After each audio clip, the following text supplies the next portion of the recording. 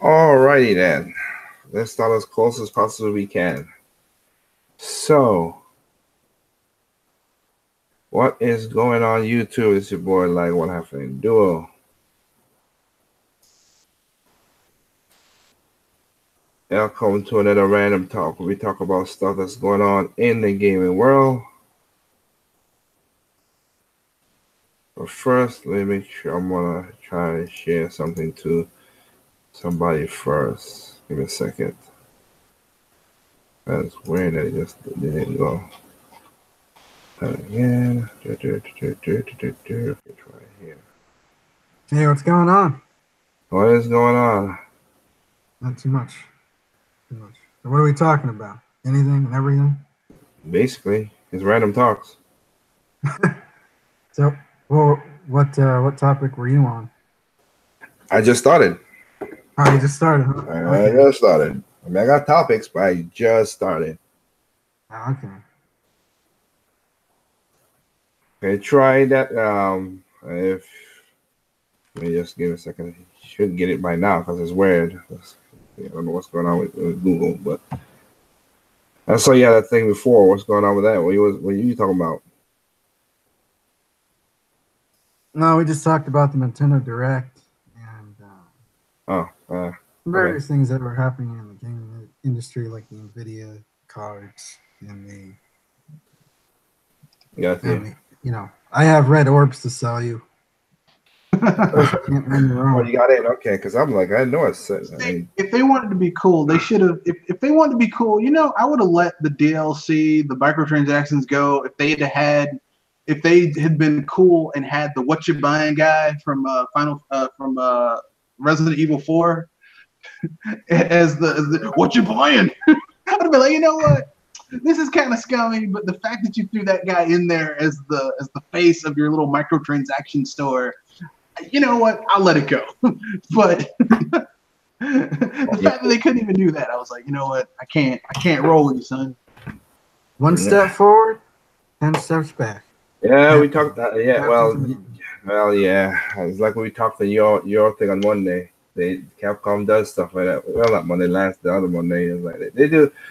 Capcom, and I don't get. I seriously asked the question: who the heck is running Capcom? Can't none of this stuff makes no sense to me. Doesn't because Banks. the most well, even Max is still stupid. Again, Yeah, but you came with a saying and said that you gotta have a well reviewed game than a game that sells. Banks don't like well, that. well, I mean, like, here's the thing. Like, on the surface, like, if you think on a shallow level, that sounds really bad, but there's nuance to it. Fact of the matter is that Capcom has released a lot of games that have tanked the reputation of their franchises. That's Yep. in of Oh, like core franchises. Okay, core franchises that whether you like it or not used to be well reviewed, and like even if you weren't like enthralled with it, like you loved it, you knew you could depend on it to be quality, right? And they tanked it with bad games. So long term, yes, having games that are not up to the standard they should be, which I mean, this is new because Capcom is a lot of things, but we've never seen them tank their core franchises this way. Like, like not to this extent. Yes, Mega Man X kind of shat the bed after a while, but it was like you were way down in there. Like, we should not be at this level with their core franchises. Like Street Fighter V, the way it launched should not have been a thing. Marvel vs. Capcom Infinite, the way it launched should not have been a thing. The Street Fighter Anniversary Collection, the way it launched should not have been the way it was. There's something going on there. I don't know what, but well, I it's got pretty you. dirty. No, I got what you're saying there, but I'm still saying that it should have not been. Like I said, some of the stuff. The reason I asked the question again is because I they have the data for a lot of the stupid stuff they did. It's not like they don't have. Okay, I can understand if you didn't have the the past or the data not to do certain things, but they literally do have the data for it, and it just puzzles me that you don't see it. They don't see the correlation. And you're right. It's not even a correlation. It's literally straight, simple data. It's not even it's not even a stretch. Then okay. Well, I mean, a correlation isn't a stretch. It's like, okay, this game comes out, it does well on this platform. And okay, so what are the features of this game that made it do well? Okay, boom, boom, boom. Okay, so we need to replicate this for this platform, for this audience. Okay, fair enough. They can't do that because Capcom is stupid.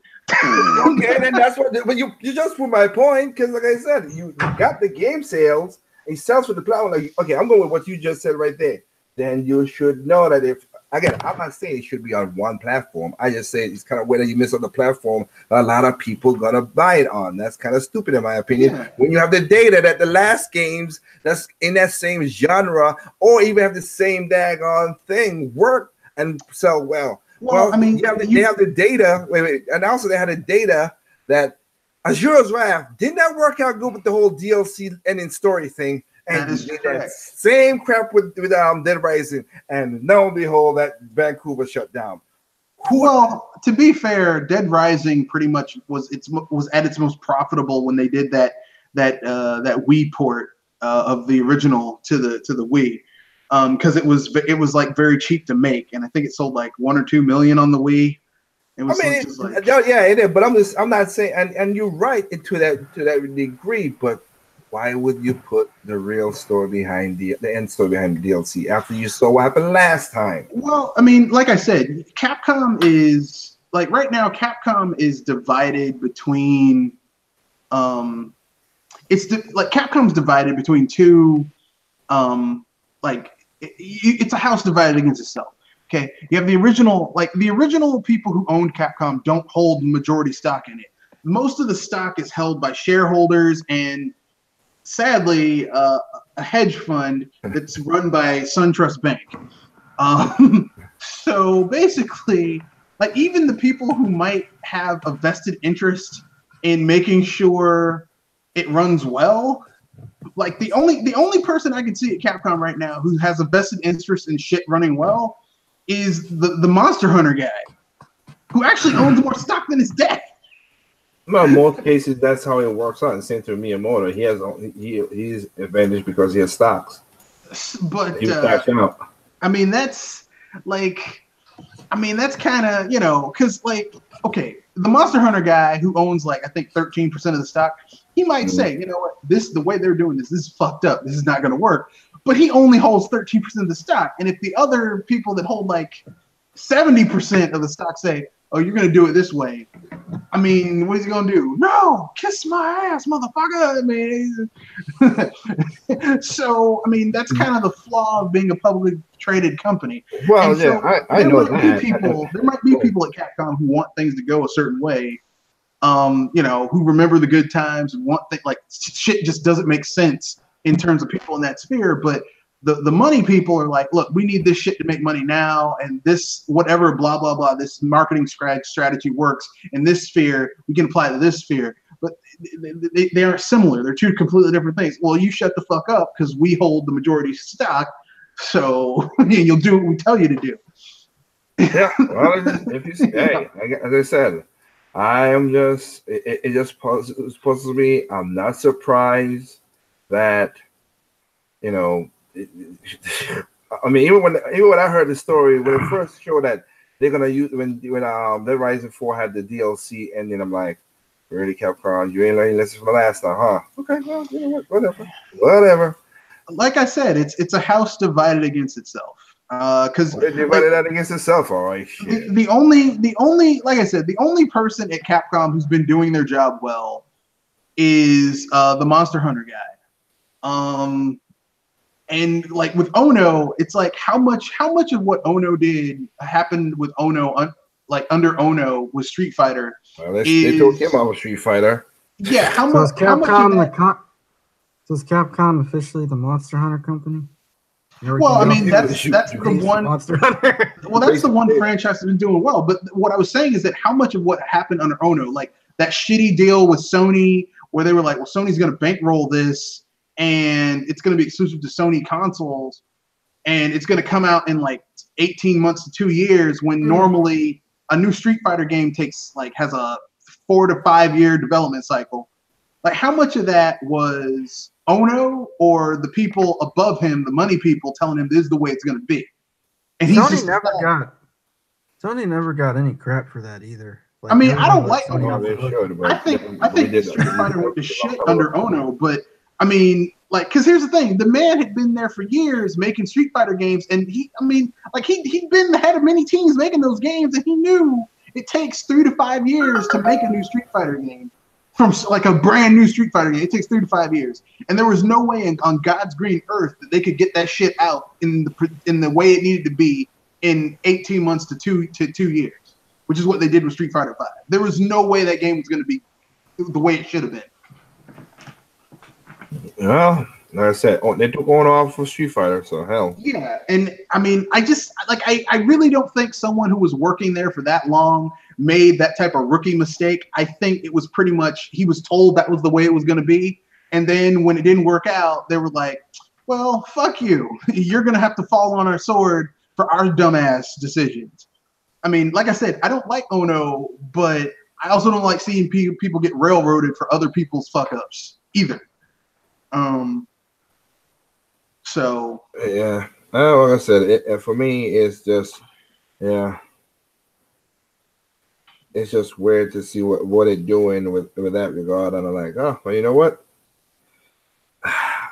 Capcom, like I said, wish you the best of luck. Look at anybody else, because like I already said, if anybody remember, I did my video earlier this year. You saw the whole thing with the Pirates of the Caribbean. I done wash my hands of a lot of stuff. I'm just playing and enjoying what I could enjoy, because it's not made no sense to do anything else more.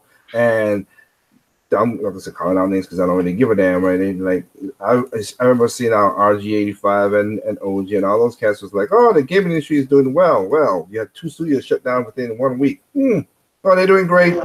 But there is some good news from Capcom, folks. There is some good news from Capcom. They are releasing another Mega Man game. So when all else fails, they pull out their old tried and true. I'll say that, and Devil May Cry looks pretty good so far. Yeah, they pull out their old tried and true hooker who they know can turn a good trick.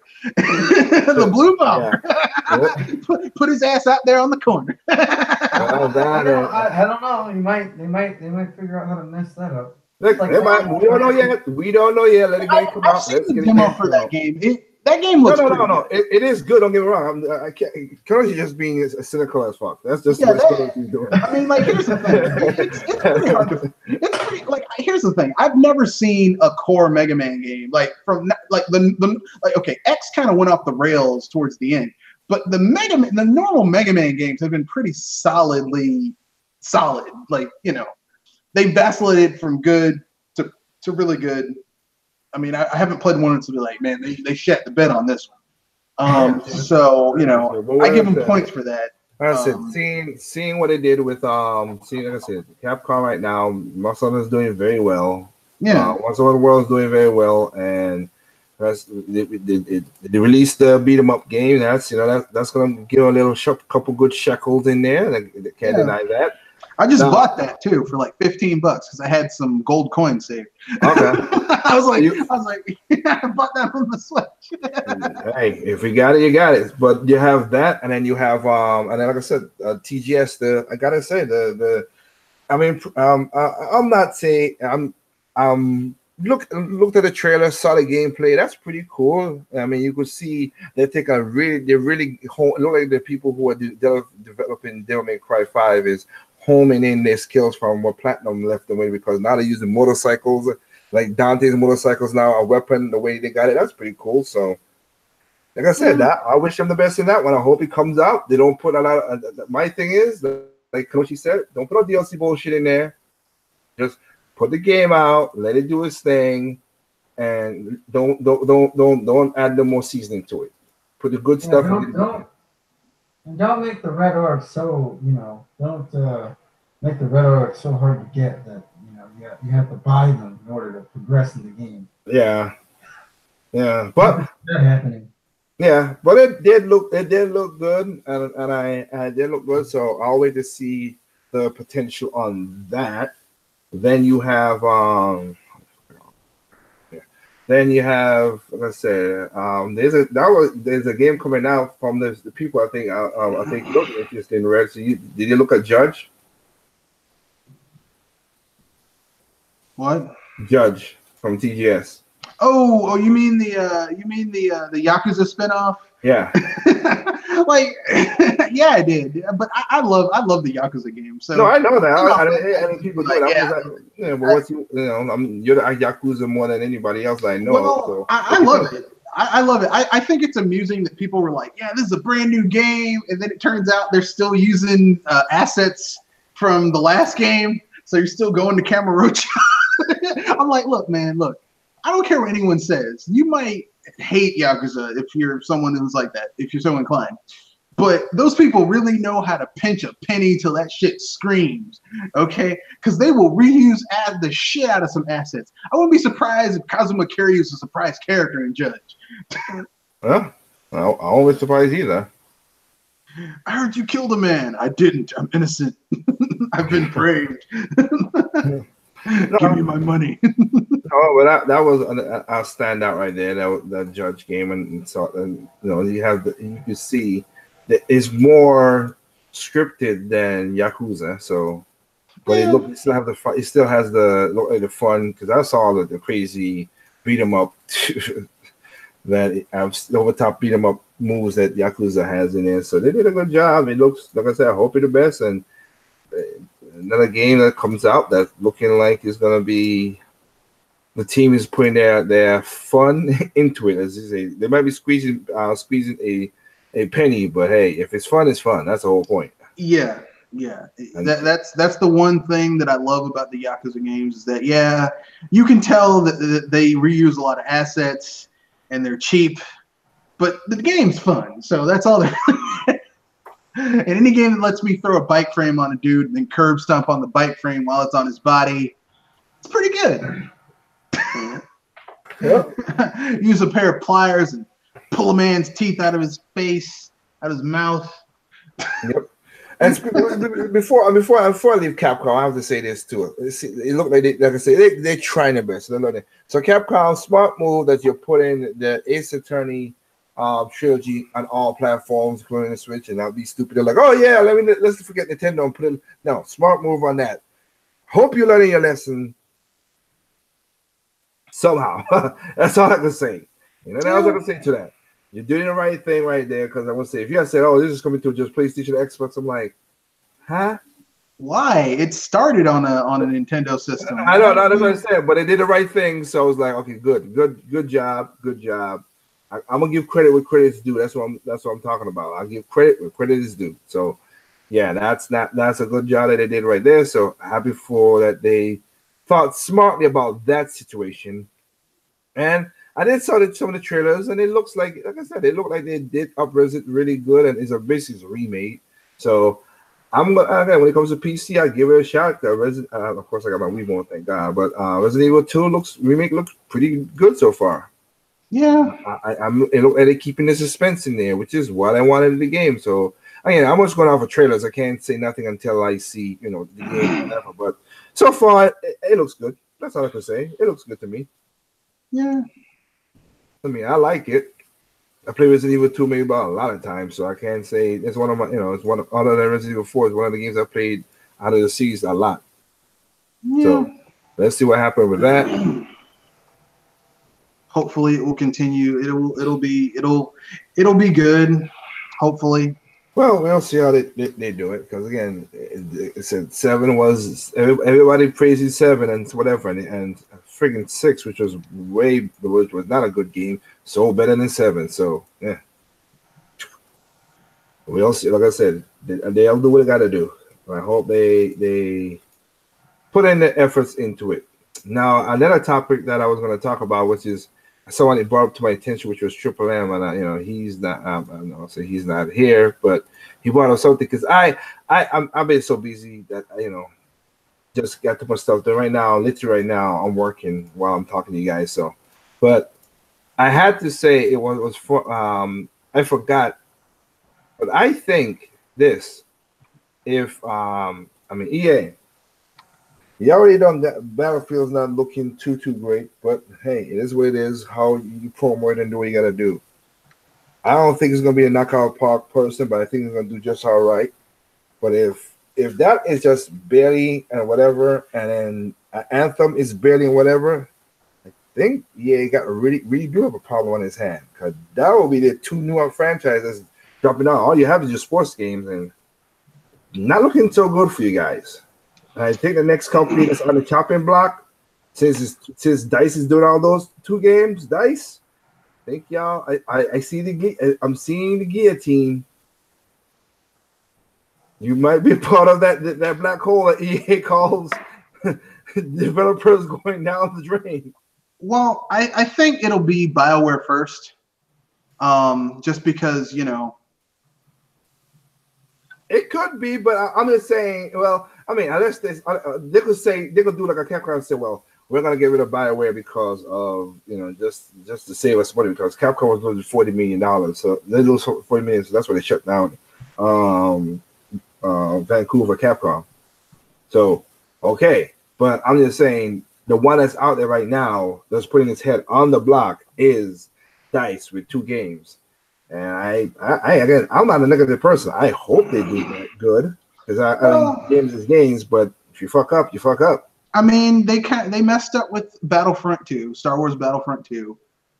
They messed up with that one, and then this one is kind of underperforming. Really, what's really going to hurt EA is if they get those microtransactions canceled, because 67% of their revenue generated comes from microtransactions. So if that happens, they're SOL. Well, that's what I said. Well, that's why I said in general, because they have to be careful of pushing that in those 2 games. Those are ones that, other than the other than the Madden and all the other stuff, is other than the stuff the Madden stuff that normally in FIFA and everything.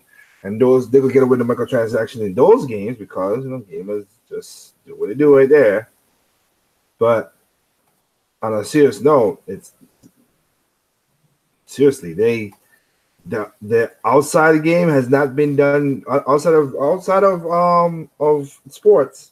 They're not done well. Need for Speed, Battlefront, like you just said. Of course, Andromeda. I mean, Mass Effect. Yeah. Now you got Battlefield, and it might be whatever it is, and then Anthem. Well, the sad thing, they pushed Anthem back a year, so what the sad thing is that everything that hurts Capcom is self-inflicted. Mm-hmm. Yeah, I know. Everything that hurt Capcom is self-inflicted.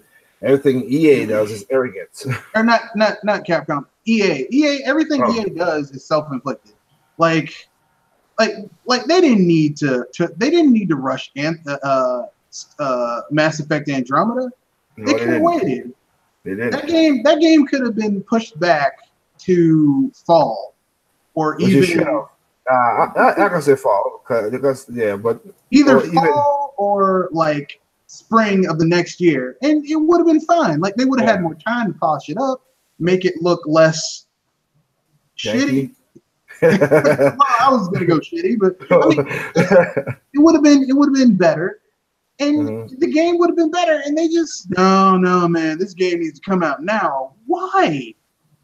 Like it didn't need to come out then. It really didn't. Nope. But it goes back to what you said with Capcom. When that's the board that said, "Hey, this game need to come out," so they came out, and it suffered really bad. This game needs to come out now. Well, no, it doesn't. Yes, it does, bro. I don't think that the investment guys sound like that, but okay. yeah, bro is not the proper word, but I'm gonna use bro because it sounds cool. That's right, bro. Like I imagine Andrew Wilson saying bro, just because it sounds. It makes him sound more like a little asshole because he is kind of an asshole. So. That's right, bro. They messed up that. Like I said, we'll see what it is. But I mean, BioWare, yes, I agree with you. BioWare has they saw the guillotine, but I'm thinking EA shining up that guillotine for Dice. And Ready or Done, I hope you understand. I still never understand when a guy came out when he got bought up by EA and they said, "Oh, EA is gonna do great for our game." When it's like literally just as you walked in the door, Visceral Game got kicked out. Like how can you not see the whiting of the ball? Visceral's like, "Don't go in there, man. Don't go in there. Oh, don't worry. You're gonna treat me right." Yeah, it's like a woman going with a dude. Like his girlfriend's run away and she got the shit kicked out of her. No, man, he's different. He won't kick my ass. No, I'm pretty sure he's gonna kick your ass too. I'm like, what the hell? But you gotta say that EA is gonna do great for your game. Well, I think he had to say that because business reasons. But no. But here's the okay. Again, one of my things is I don't like people insulting my intelligence. I know what they had to say then, but here's the thing: you're saying it as they got rid of one development, and your last game got screwed by EA because they put it between all these other shooters. Exactly. They sabotaged that game so that they could literally buy your studio. Yeah, I understand that, but it's still. And they're like, no, it's your girlfriend, your girl analogy is the best. It's just like, why you going back over there? Oh, he loves me. What? He's just kicking your ass. No, really, no. He loves me. He's kicking your ass. Look, you got black ass and everything. No, he cares. No. I'm reasonably certain he doesn't care about you. I'm reasonably. I'm with you. I really think he don't care about you. Oh, this is just love taps. Wow, that's a tap. I don't want to see a freaking hit. Well, you're missing a tooth. I don't really. I'm not saying you have a broken eye socket. I'm not saying a tap there. Exactly. I just feel really okay. All right. Oh my God. So I don't know, but I can say right now there is a lot of trauma within EA right now from the people I know. And it's not. It look like this might be the juggernaut. That might be the juggernaut that can't be taken down. Might got them chinks in the armor, just like the juggernaut in the thing when you take off the helmet. Helmet's gone now. Now I'll keep it real. I don't want to see EA. I don't want to see people get fired. Right? I don't want to see people lose their job. No, I'm with you, but what can you do? Lessons have to be learned. Well, I mean, I don't like seeing people lose their jobs, especially when, it's not the developers or the people the middle management that's the problem. The problem with EA is the upper management, and those are the people that need to change. Yeah, but like I said, it is what it is right now. Oh, it's crazy. That's the problem with EA is the upper management. If the upper management changed, everything else would change. But well, it did change because they took out Sutherland, so that's one gone. Yeah, but I mean, here's the thing: people get mad at Sutherland, but really, Sutherland was everyone's like, man, why'd you do these microtransactions? That's Andrew Wilson's thing. He was doing what his boss told him to do, right? I say yes, but remember in 2016 when Sutherland came out and said, "This is a brand new EA. We're gonna make sure fan satisfaction is what we pride ourselves on." yeah. And then they fired him for telling the truth. He said it out of his own mouth. So yeah, and then they fired him for telling the truth because I know people got. How can you say that? Look. EA is a profit-making enterprise. They exist to make money. Now, we know that 67% of the revenue generated from EA in their business endeavors is from loot boxes and microtransactions. Okay, so that means that there is no way on God's green earth, they're like, why are cosmetic things going on in what's it called in the new Battlefront game? Because that's how they make their money. I mean, he was a little too obvious about it and was way too open, but that's just how it is. That's how they make their money. That's like someone coming up to me saying, why, in one of my business establishments, why are you selling booze? That's how I make like 70% of my profit is by selling alcohol. Well, stop doing it. But that's how I make most of my money. No, And they're basically like, well, you shouldn't do that. You know, it's like that movie Undercover Brother where the guy's like, why shouldn't I just fire your ass right now? Because I don't work for you. Yeah, I mean, that's kind of like what's going on with EA. Now, not that EA is perfect. I will never call them perfect. But nobody's perfect, but yeah, they're done. I mean, that's how they make their money, and you guys are messing with their money. And here's the thing: like EA could like survive taking out the loot boxes, but they're a publicly traded company. They gotta keep their shareholders happy, and so they want dividends and shit like that. So the microtransactions have to exist. But if you really look, if gamers really, if you want EA to change, here's what you got to do. Okay, stop buying their games for a year. Come on. Don't buy Madden. Don't buy FIFA. Don't buy Battlefront. Don't buy any. If it says EA, don't buy it for 1 year. Okay. Don't buy EA anything. Look. And here's the thing. I will agree with you. I agree with you because I would say if you don't like it, don't buy it. But I'm saying for 1 year, this might be the year that's not the good year. That's what I'm saying because they already they've been going downhill from 16 down. They've been going downhill. That's why I did a video with Trip in 2017 when EA said, we don't care about game sales. We care about player satisfaction. In that thing, I was like, yeah, because they wanted the loot boxes. That is some balls you got on your EA to say that. Woo! And I know that wasn't gonna happen, but good try. Yeah, they because basically they know they can make money off of the loot box crowd, and they don't care. Like, because I mean, really, like I said, most of their money is from microtransactions and loot boxes. So if you can make your money with that, why would you give a shit about like EA has smaller studios and less people working at those studios now than they did 16 years ago. I mean, 5 years ago. Yep. So if they're like that now, like they don't need to make games. They can make a game and then have bits and pieces cut out with microtransactions and then sell it to you piecemeal after the fact and make money that way. Yeah. Well, I think this year is gonna be telling for EA. That's all I can say.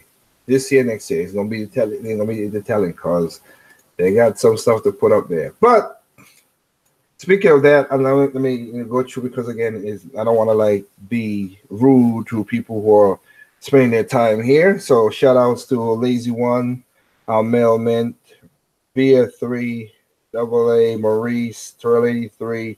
Let's see you guys talking and put up some stuff because like I said, I got topics while I'm doing work and talking as well too. So what happens if Battlefield 5 and Anthem fail? Is that it for EA? Are they closing their doors? They're gonna close their doors. They're not gonna close their door. There's gonna be a major. This will be okay. Put it this way: this is like a Mike Tyson fight. This is that body shot before he hits you with the uppercut. That's the body shot if those two hurt.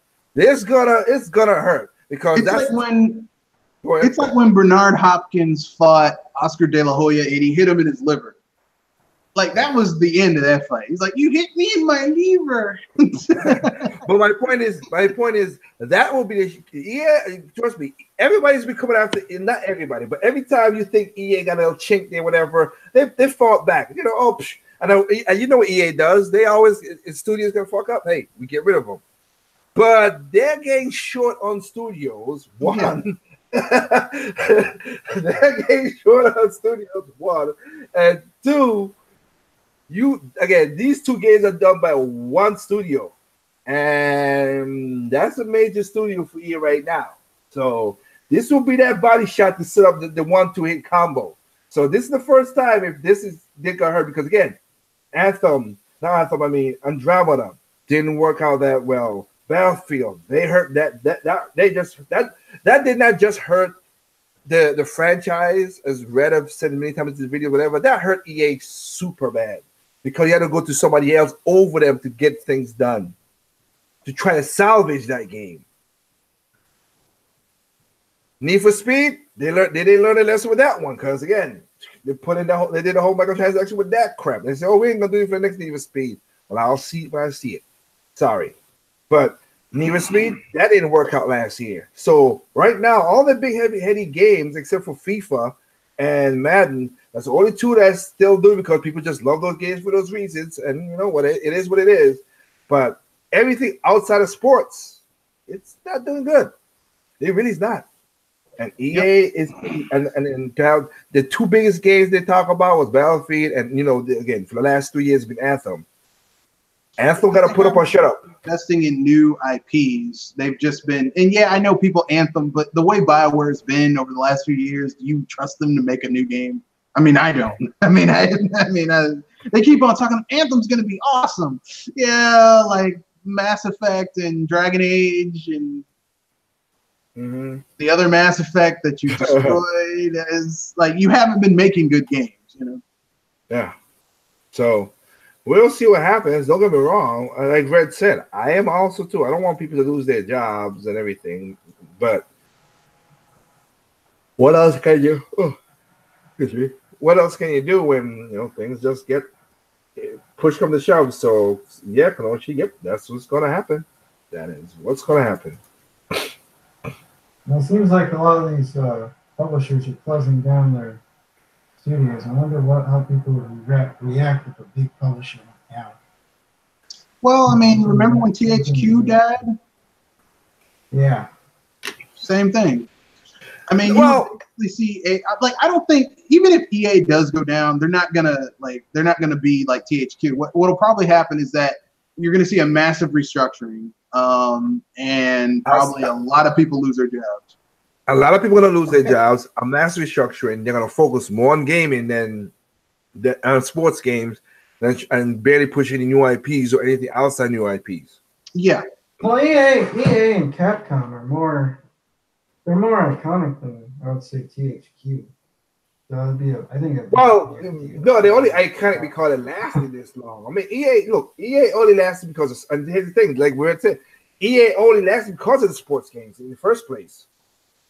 They wasn't no back in the 90s. No, EA was only known for Madden. Yep. Madden and their origin games that they published. They didn't make. Don't get me wrong. They do have their games that they do, but. From what I remember, and again, I'm anecdotal evidence.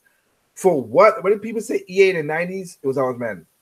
Yep. That's all I remember. Only when it came to 2000s, when you saw them like, EA big, EA, and then they started doing the belt, Star Wars. Like, they started doing all this stuff. I'm like, okay, they bought up studios and everything. And of course, 13 out of 14 studios shut down 14 studios shut down in 13 years. That is a feat of its own. That ain't no joke. Every time you gotta watch that, but I think EA will like I said, they'll restructure. They're gonna do like any other business. They're gonna cut off what they don't sell and focus on what they sell. And a lot of people's gonna lose their jobs. That is true. But a lot of studios are gonna go away. They're gonna be shuttered or they're gonna be let go. And they're going to have to find someone to buy them. Hopefully, the studios that are worth saving can be saved and just get away from EA, because EA, they are not. I mean, look, they are not good for gaming. All right. Yep. Well, like I said, we'll see what happens. But to answer your question, that's what it is. Capcom, you're right. Capcom's iconic, but just like we just said at the beginning of the podcast. You could be iconic and still fuck up, and they're doing it. I mean, Sega, Capcom, Konami. Exactly. So even Nintendo's fucked up a time or two. I mean, anyone can fuck up. It's how you react when you fuck up. Yep, that is what it is. So that is just something that the gamers gotta understand. And okay, you got a lot of new gamers who don't understand a lot of things now. So it's just been crazy how things are going. But like I said, we'll see what happens. EA is doing what they gotta do. That's all. We'll see how they figure out, can they save themselves. And again, these two games is going to be the foretelling. It's the foreshadowing of what EA is going to do. Because again, outside of the sports games, the last 2.5 years have not been great for EA. Just have not. And as Red say, and I've said it, but I said it the same thing too with the microtransaction. That's why they've been pushing microtransactions over and over and over and over again. So it works. It worked on their sports games. But I think a lot of people's like, we don't like it in our single player games or all that stuff. And well, we'll see how that works. We already see how that's working out to be. So yeah, I don't think, like, the problem with EA is that they just don't seem to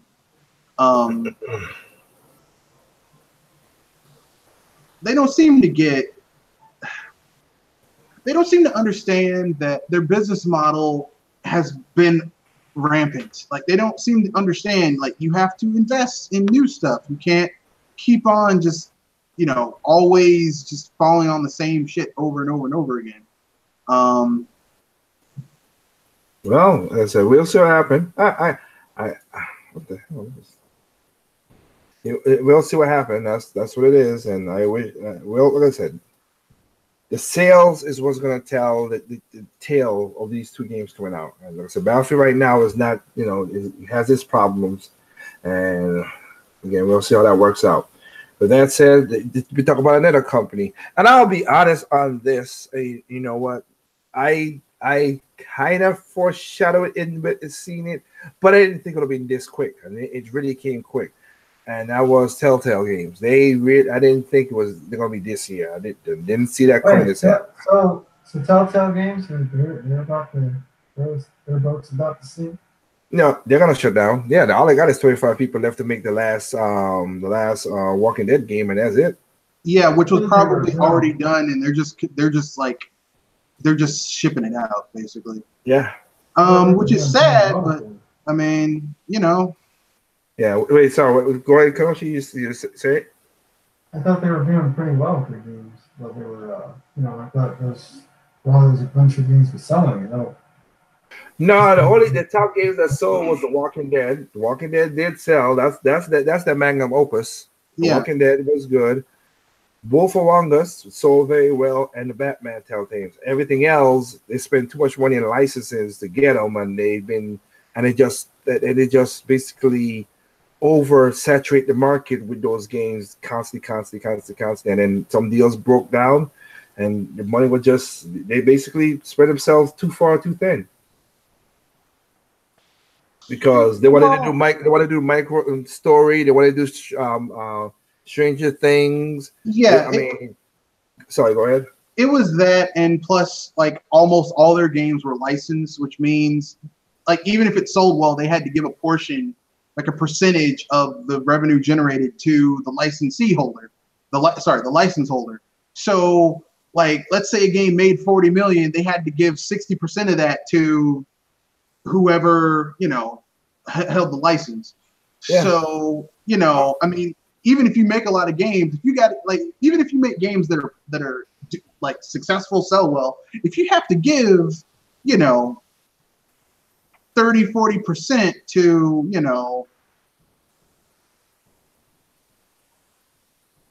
like I said, it doesn't work out math wise, and that was that. And I mean, Wolf Among Us was, like I said, they had their own thing. You see, what they should have done is they spread itself too far, too thin, too quick, and also they had some.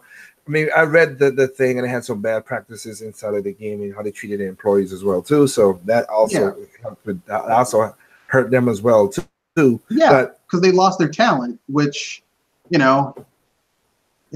off your employees at your own peril. Because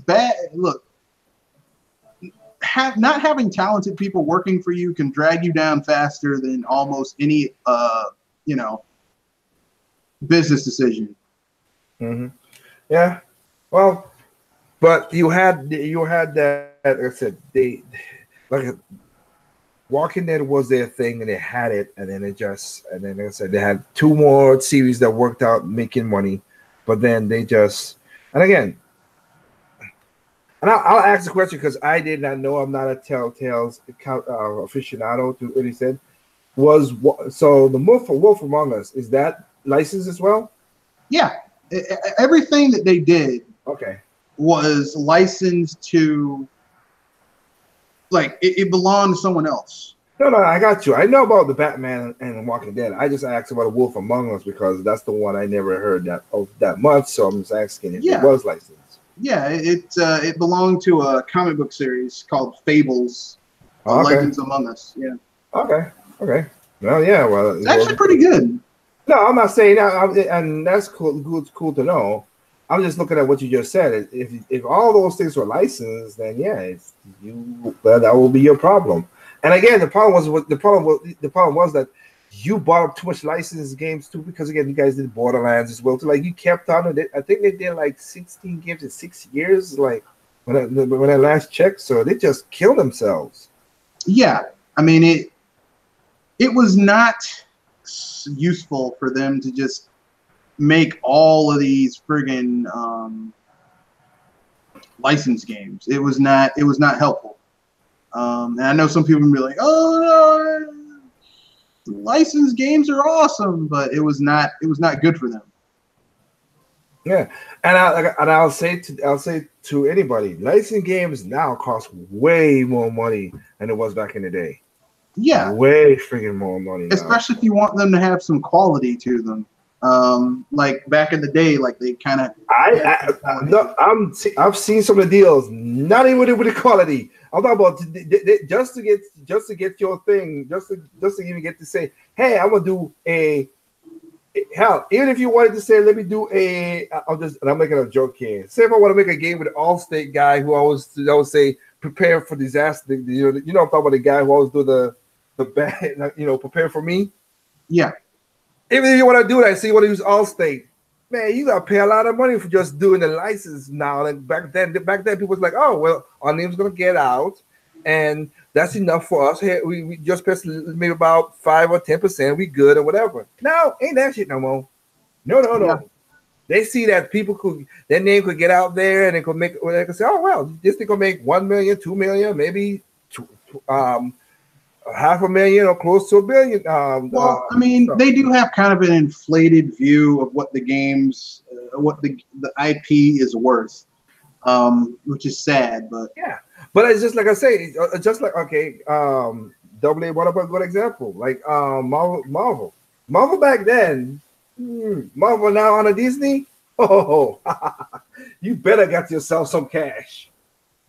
You better have some cash to license that game. I mean, personally, I would just love for EA to lose the license to the Star Wars games, because I mean, they have done shit all with the Star Wars license. Yep. And I'm not happy about that. That makes me angry.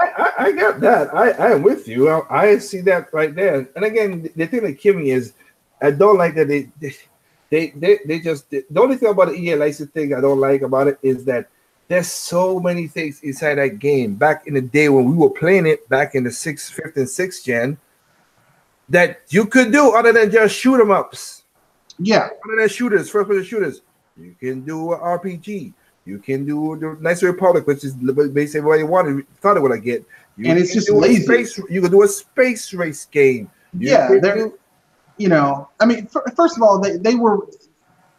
The problem with them going with EA is that, like, okay, if it was EA from like 10 or 15 years ago, it would have been a good fit because EA back then had multiple studios that could do different things. Yeah. EA isn't like that anymore. They basically do first-person shooters and sports games. Yeah. And the occasional, and they run 2 MMOs, both of which are kind of subpar. So and a racing game, but that also is subpar. Yeah. And it's not the Need for Speed I was working on when I was working with EA. Thank goodness of that. Woo. So they're kind of like, it's not the best place in the world. Nope. No, it's not. But again, it's just it's just weird to see you hold that franchise that has so many aspects that you can do to just shoot them, to just being first person shooter. Yeah, It's a waste of potential. you know, but I mean, it is EA, so they're gonna go. EA is all about the lowest, like whatever they can do that's gonna cost the least amount of money to pull off. Then that's what. And I understand that, but I mean, there is a, I forgot what they call the thing in business. You know, I mean, there is a term that you have that you could go as cheap as you want, but after a point, you can't go no further than that because then people will see the cheapness. Yeah. Well, I mean, yeah, there's a business term where like you can have things fast, and you can have things fast and cheap, but they won't be very good. You can have things be good and fast, but they're going to be expensive. You can have things cheap, but you can't have things fast and good. You can't have things that are cheap and good, right? Yeah, I'm just saying. Well, it's like we just what's the term people use where you get diminutive returns? Like you get to a point where it's just not worth it. Yeah, it's just not that. So again, and I understand that. I mean, as a business, as me who got stuff to do, that's in most cases when I'm doing tours and stuff, and I got close to $250,000 or $500,000 I got to put together certain things and insurance and everything, whatever. Yeah, I want to make sure that the product is as cheap as it can for me because I'm the one investing the money or whatever. But again, to a point though, you just, in other words, I'll be honest. I mean, because again, I understand this, and that's where you got to look. There are people out there. Look, there are people out there who want to make sure that their product is 100%. The best product you can, and I do that with the product I do with my business. When I'm talking about the engineering and since I do music, the engineering and the getting the artists to do what they want to do, I want them to do that. But I'll be as read so many times, you said you want to squeeze a penny. Sometimes you got to do that. Yeah. But if I could go, if you give me a deal and say I could get into this stadium for $20,000. And blah blah blah, and we can use this insurance company and this insurance company, and they'll take care of this and then. Like I'm sorry, if somebody's talking to me and I'm a businessman, yeah, I'm gonna try to take the shortest, the lowest. Well, yeah, because I gotta make profits too if I'm investing. I mean, I can look. Listen, I totally get that. Like I was pissed when what's his name? When Xbox came out with the Killer Instinct 3 for PC, because I actually went and got like a little like custom arcade cabinet made with a little micro PC and shit. Oh, okay. I was mad as hell because I was like, man, I could have just waited for this and then bought like one of those cheap one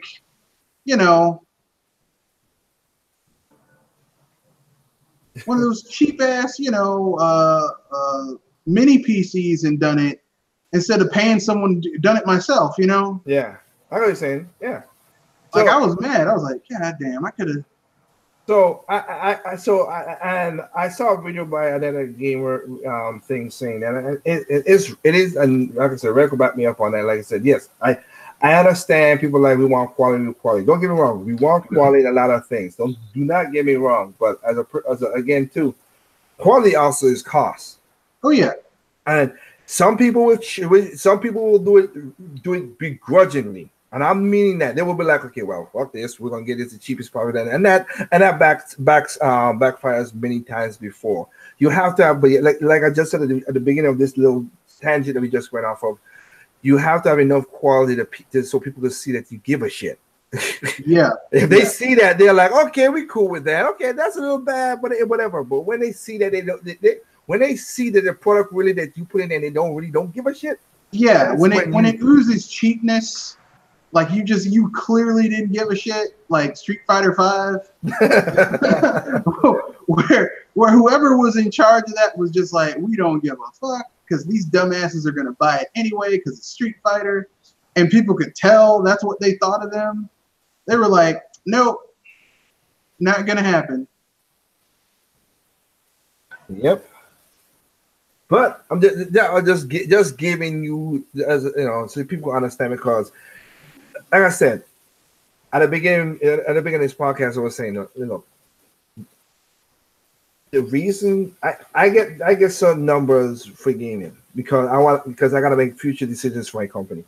And that's why I've been saying for the last year and, well, basically 2 years. But to be honest, I didn't mean it as a jab, but I point this out because I'm like, when I see all these big YouTubers saying, "Oh, gaming industry is doing fine," or whatever, they're making this money. Like, you're right. Here's the thing, though, and it goes to that nuance as Reddit was talking about. Here's the nuance. Yeah, they're making a lot of money. Yes, the money's there. I'm not even denying that. Yeah, but it's only going to certain people. Well, it's not that. It's that the money's coming more from the online services and everything, or there's not enough. But the main thing that makes the money, the game, is less and less and less every year. Yeah. And then the problem is, like EA did, EA, the best example, and there's many more than examples of that. I'm gonna use the EA again as an example. If they put in their forecast of the DLC and season pass, all the crap in Star Wars Battlefront 2, and the game itself is shitty, all that's gone out the window.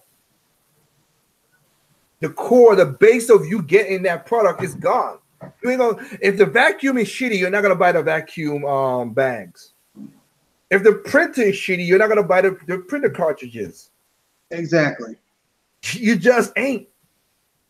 So you want the printer to be good enough that they're like, oh man, this is a great printer, and I gotta buy entry cartridges, and that's what it is. But what's going on in the gaming is a lot of people start making the product and making a lot of the after stuff before that, and that's what's hurting the gaming right now. A lot of people don't see that. I saw it, and that's why I said the industry is not doing well, as a lot of people are talking about.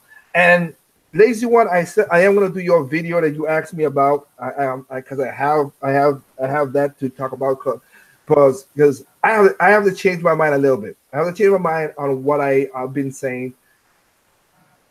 I'll talk about it here, but I want to put it as his own video still. Lazy is we used to see the gaming industry last 5-10 years and whatever. And at first I used to be like, but my answer is yes, but yes, but not to the degree what gaming is. It's gonna lose its heart and soul. It's gonna just be just a shell of itself.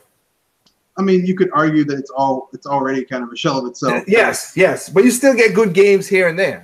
I mean, I can't deny the games I bought this year, last year ain't fun. And people, you know, much as we crap all over Square Enix, Dragon Quest XI's all right. Anybody's played that game? Yeah, I'm enjoying it. I'm not saying it. And well, just like Monster Hunter, most people who they put effort in that game, and Capcom is fucking up. So you have the few that does that, and again, and then you still have the passion. You still have passion in it because again, Blade Strain just came out, new IP, new thing, something come together. Hell, phenomenal game because I have not had a glitch, a problem. It works well. Played it online. A long distance online, like 3,000 miles away, and still had no lag and drop or nothing. And it's a fighting game, and it played phenomenal. So we have people who are indies who still have the time to play. I still got to remember that Monster Boy that's coming out. I want to pick that up. Like, you still have the passion there. You still do. But I think 5 to 10 years from now, it's just going to be more shelly than it is now. It's going to be more, let's just get money and forget about it. That's it. Which is going to be sad because yeah, I think it is. I don't think at first I'll say gaming no, it's gonna get more and more of people just putting out games, just like the mobile market to a degree, where like they just put out these crappy games and people just this is just a simple distraction, and that's it. That's what people gonna look at video games just as simple distractions. They're not gonna say, "Oh man, I am looking forward to. I can't wait for." But like, did you pick up this game? It's all right. It's good or it's great. But the hype or the tension or the love for it's not gonna be there. Just ain't. And the sad thing about it is Also another thing is a lot of the old school developers and people who had a passion. Sad to say, and it's just human beings.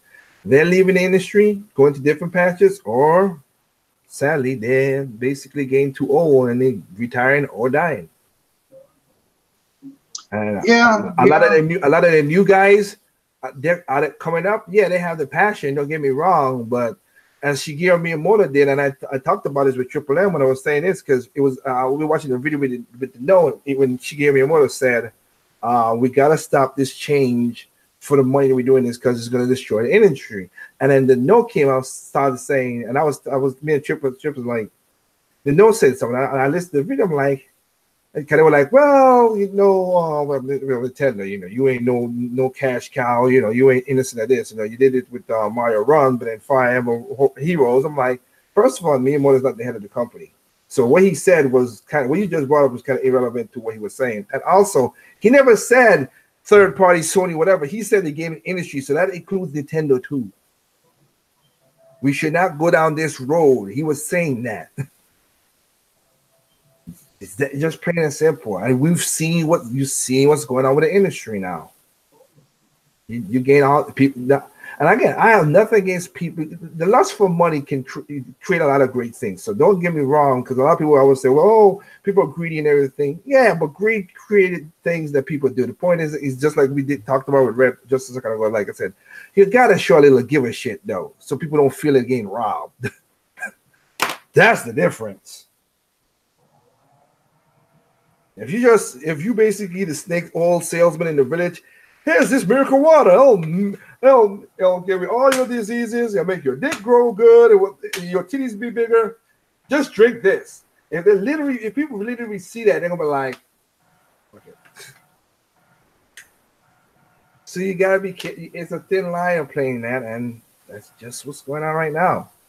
Some companies don't give a fuck about you as a gamer, and that's why they did my video earlier with the Pirates of the Caribbean. We're like, you know what? I'm gonna find games that's fun to me and play. The industry goes, it goes. Me, I make my money decisions differently than anybody else. That's why I said when Square Enix did the whole thing with Final Fantasy, and I had an option to do royalties or take my money up front and get bigger royalties and take less money up front, or get more money up front and get smaller royalties. I took the latter. I just saw, because when they told me it's gonna be 10 million to sold, I'm like, oh, that shit ain't gonna happen.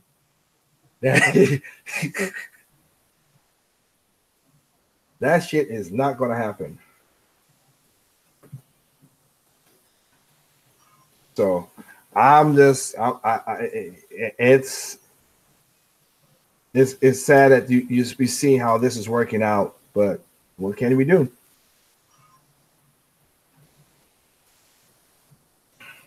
Let me see here. And you do bring up some good points, Maurice. Because again, most people now don't even care for the experience now. They just care for the dick measuring contest, which is weird too. Look how awesome these graphics are, son. Good grief, people. Lighting is the new special. Look at this ray tracing, son. What ray tracing? Ain't got none. who can't like? I've never played a game and been like, oh man, if these shadows look better. I don't care. Yeah, so we don't like we were talking about. I was talking. It was an off-air chat with a few people. It's like when I'm playing a game, I'm not thinking about how things are reflecting off the water or off the blood or off the. It's something I never think about. In fact, I think half the time I'm mentally filling the gaps while I'm playing the game. So what? No, like we said before. Like there's certain in games these guys are pushing for this whole graphical stuff. Like you said, when I'm playing a game, yeah, I'm into it, blah blah blah blah blah. But there are a few games out there, and I did told you that about it. There are a few games that does it, but people just again, when I play Zelda Breath of the Wild, and then there's a lull because those are the games, Zelda, The Witcher, Final Fantasy, like the venture RPG expandable games like that, or you have a game that you could just for a while just sit and like, okay, wow, you know what? That's pretty good. And I can't say that. I didn't notice that. I didn't notice that. But once you're in the frantics of the game, I don't care. Because you're worried about getting the job done, whatever the game sets you to do, the task. That's what it is. But for some reason, people are just, caught up in the whole graphics this and whatever it is. And again, I'm not saying graphics are not important to a degree, but I mean, I don't like it to be the number one feature that everybody's talking about. Graphics should inform gameplay. Gameplay should not inform graphics. Like, gameplay should be more important than graphics. Well, like I said before, it is just weird how it's going on right now. And like Hiroshi said, you have the RX 20 that just came out. Yeah, $1,200 paperweight. It's not a $1,200 paper rate per se, but it's just that the when I've seen all the reviews now I see all the reviews, the benefit to cost just not there. You spend way more money for such a small increment in graphics. And again, and the ray tracing is not even activated yet. Well, yeah, that's the reason I say it's $1,200 paperweight, because the main feature that they've been touting with this card is not even ready yet. Nope. But it doesn't even matter in the end, because it's not making gameplay any better. No, it's not. No, it's not. The only way, like I said, do I see things that thing can do? Like I said, it's two things that I can see what that thing can do. The two things I can see that do. It's gonna make making games easy, because the ray tracing does what the card does it on its own is eliminating a lot of process of you trying to do a lot of calculations to figure out the lighting from the source and everything. So it'll make it a little bit more easier. And the problem is that I talked about this. So I talked about this on my radio show, and I said in the last 20 years we have evolution, and then we have de-evolution. We have young people who are exceptional with technology, computers, know what they're doing, whatever. But those same young people don't even know their own house number. They don't know simple math. Sad, because I've been too much daggone restaurants and don't let that little machine break down. Oh my God. Oh God, I'm telling you something, man. I have been to restaurants where the little teller machine breaks down, and they just, I don't know. I'm like, how the fuck? Let me just give you 3 cents. Wait a minute. Will you give me 3? Yeah, just give me back 10 cents. Or 7. Just give me back 10 cents, or like literally people's brains shut down. I'm like, what are? And again, I told a story on the show. I said my first legit job, because I worked, on the hand, because I was young, but again, I was in a different country too. But my first legit job was at Subway. And when I had to go, old school, you had to, fill out a paper application, and it was there, but it wasn't nowhere close back in the 90s. Of course, we know that. But a paper application, you know what was on the back of the paper application you had to do before when you had to give it in? I would think, Red, you would know. I mean, I'm gonna guess some type of mathematical computation in order to prove that you could do mathematics. Yep. It was. It literally was. They had like 3 problems with if your customer gave you this and how much they gave you that at the back of the application. They didn't have that when I was when on my first job, but I mean, like, basic shit that you should know, a lot of children don't know, or they don't. I mean, they don't even utilize the technology well. It's like, okay, well, how do you know this? Well, like I remember when I was a little kid, if you wanted to find out something, it was like tough to look that shit up. Okay, But now with technology, you can just go and look shit up whenever you want to. Well, I always said this. Like again, I'm back to my radio show. When I'm doing a radio show, I asked the question. It was funny. A lot of people was like commenting, saying that thing too. I was like, it's weird. Okay, look, when I was growing up, I don't condone it, but hell, I ain't gonna say I'm a saint either. Yeah, I did cheat. People was passing little messages, writing stuff on their hand. Hey man, look at the book right here. Look at a different way. We're doing all kind of creative ways to get answers across the whole classroom. You literally have the answers on your phone, and y'all still can't do nothing. How? Yeah. How? I mean, literally, we were writing stuff on our hands and flashing it, like, okay, that's the answer, whatever, or paper. We throw it across the room so the teacher don't see it. Or we were doing all kind of creative stuff just to get the answer. So again, nothing I condone, but I'm not saying I never took part of it. I never looked at it, but I was helping people do it because like, you know what. But my point still was, I mean, we've all been there, right? I mean, kids would get a little rowdy, do something kind of weird. Like that's just the way. But I'm just saying, it's like basic skills that children should know. They don't know. They don't know, and that's what I'm saying. We had an evolution and a de-evolution because again. I know some children who are like 7 and 10 years old, and they know how to turn a computer on. Some of them even know how to build the basics of a computer. I wish maybe Diverse should have hired those people. I still love that video. Actually, we're gonna be talking about that. I gotta talk about that. I want because everybody commented on the last video we did, but they could do that. But when you, as Red said, and then like I said too, ask them simple question, they can't they can't comprehend it. I'm like, okay, if I give you, if I say, oh man, it's 73 cents, 33 cents. Okay, let me give you let me give you 7 cents more. Okay, can you get my 30 cents back? Or maybe I could give the thing. No, 20 cents. But yeah, like they hold themselves, and like Red said, I've literally see people open a register, you give them the money, and then they literally have a brain fart. Yeah, if you give them anything, any combination of coinage that's beyond, like, that's not a 25, a 10, or a quarter, a nickel, or a dime.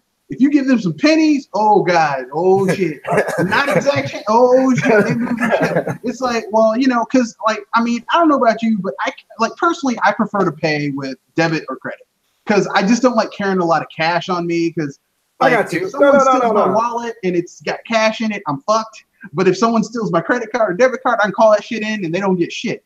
But that's just how I am. I mean, when I do have cash, I have a little change thing. And after a while, once it gets to a certain full of my car, I'm like, hey, I'm going to empty this thing out because I don't feel like hearing it jingling around, Oh Lord, don't give these children, okay, here's this change that I want to get rid of my change thing. It's like 87 cents. And, you finish that off and whatever's left, I'll put on the card. Shit. I guarantee you 60 to 75% of the time, they can't do simple math. 87 cents from a 1085 order. I mean, basic math. Look, listen. I'm not asking. Like, if I said, okay, I need you to tell me the sine, cosine, or tangent of a of a 70-degree angle, okay, then I can understand someone having some problems. Because if you ask me that, I'd be like, shit. But we're talking simple addition and subtraction with decimals. Yep. So, but like I said, that is one of the things that it's sad how we gain that in local life. So another thing is, okay, I want to address this. So you guys was watching. You guys was watching when we were watching the video I did with Lyle from Biscuit. That was a funny video. That's why I played it. But if you are building a computer like I'm building a computer, or mess with computers like Red and Kenosha, whatever, that was one of the worst video. And the thing that killed me about it is because Verge came out with a tweet saying few minor mistakes. That ain't few minor mistakes.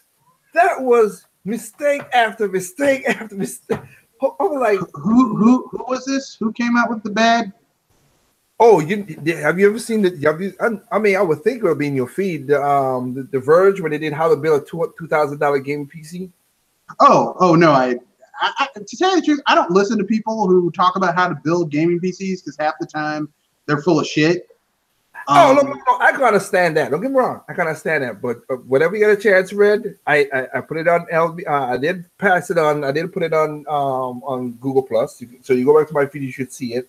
Okay. But I didn't think you would get a laugh out of the car. But this, and you're right with that.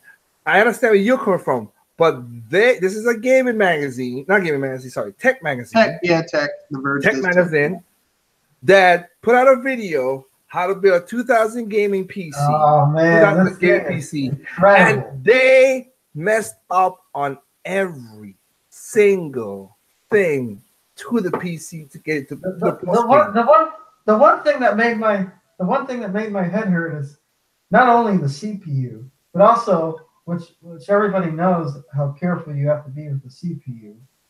It's also the power supply. The easiest thing to put in a PC, the easiest thing, the power supply, and he couldn't even get that right. They messed that up. Oh, wow. Yeah. So simple shit they couldn't get right.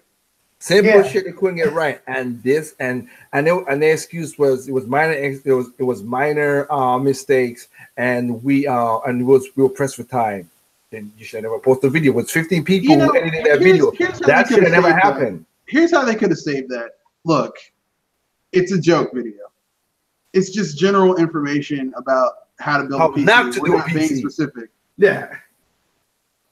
No, That I would say, saved it. okay, let me help you out, Red, because you ain't see, but I still say watch the video because you laugh. Don't get me wrong. But here we go. Here's what happened. Okay? Some things they did that was just not that much, but I'll tell you what they did that you'd be like, what the fuck? Like, seriously. So, first of all, you already know the guy don't know what he's talking about because his terminology is gone. The first thing he did was, first you need a thorough paste applicator. I'm like, okay, whatever. That's cool. I have no problem with that. Then you need an Allen wrench. All right. I ain't never used Allen wrench to build a PC yet, but whatever. Maybe it's a special case. Whatever. Then he says, then you need tweezers to tighten up the cable. No. And he put no. Built like I've only built like 4 PCs, and as soon as you said Allen wrench and tweezers, I was like, yeah. But here's the thing, Red. But here's the thing. He says tweezers, but you know what he had in his hand? No. Zip ties. Yeah. He done fucked up. That was the beginning of the video. That was I was like, what? Really, that's where he fucked up. Because really, the most important part of a PC, of building a PC, is the CPU. Now, for me, the PCs I've bought, I've made, because I've only done like 4, and they were like, one was like a computer project for computer class. Is we had a prefabbed board for the CPU and like the chipset and stuff. So we didn't have to do that. But I mean, if you want to be that guy, you can go and get all those chips and put them in there and then solder the shit in. But why? When you can get a prefab board and then just connect shit, which is much easier. But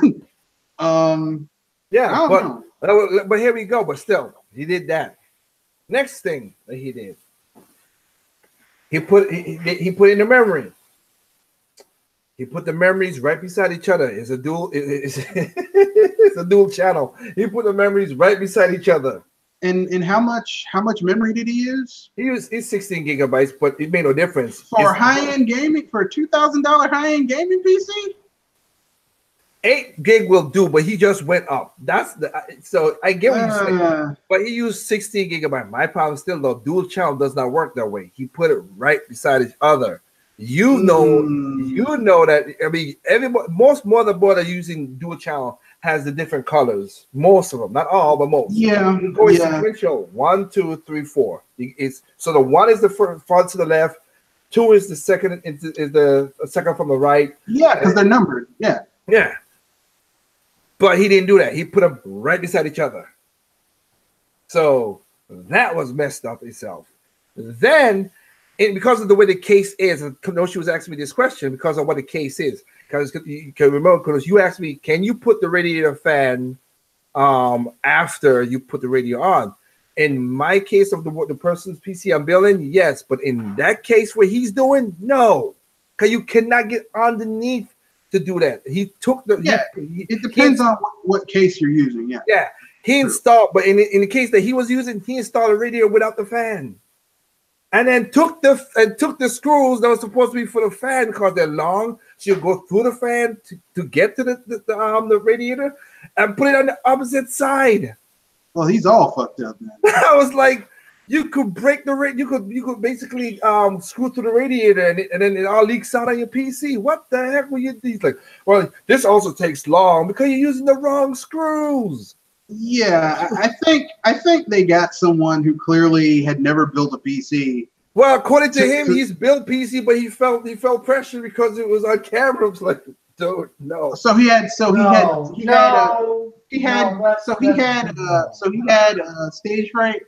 That's what you're saying. That's why he made simple. Hey, I don't believe that. No, you. That's what he's saying. I don't believe that because I'm being facetious. I'm being facetious. I know you are. I know you are. That's what I'm saying. No. I know you are, and I'm with you, and that's what I'm laughing too. Because if I don't, you can't. Here's the thing. Again, a few mistakes. Yes, these are major mistakes. So the video was pre-recorded. You could have taken several different takes. I think maybe he was just an idiot.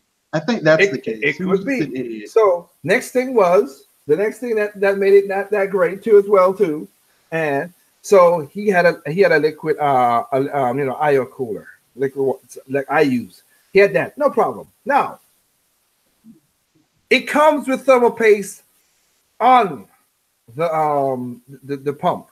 Yeah, and you put it on the CPU so it's a heat sink so that it keeps it cool. Yeah. Well, he said, well, any gamer knows you put on a little bit more. So he put on thermal paste. No, you don't put on, because if you put on too much thermal paste, it negates its properties, and you're just making it worse. But here's the problem. And Kenoshi saw it, and I know this, of course, too.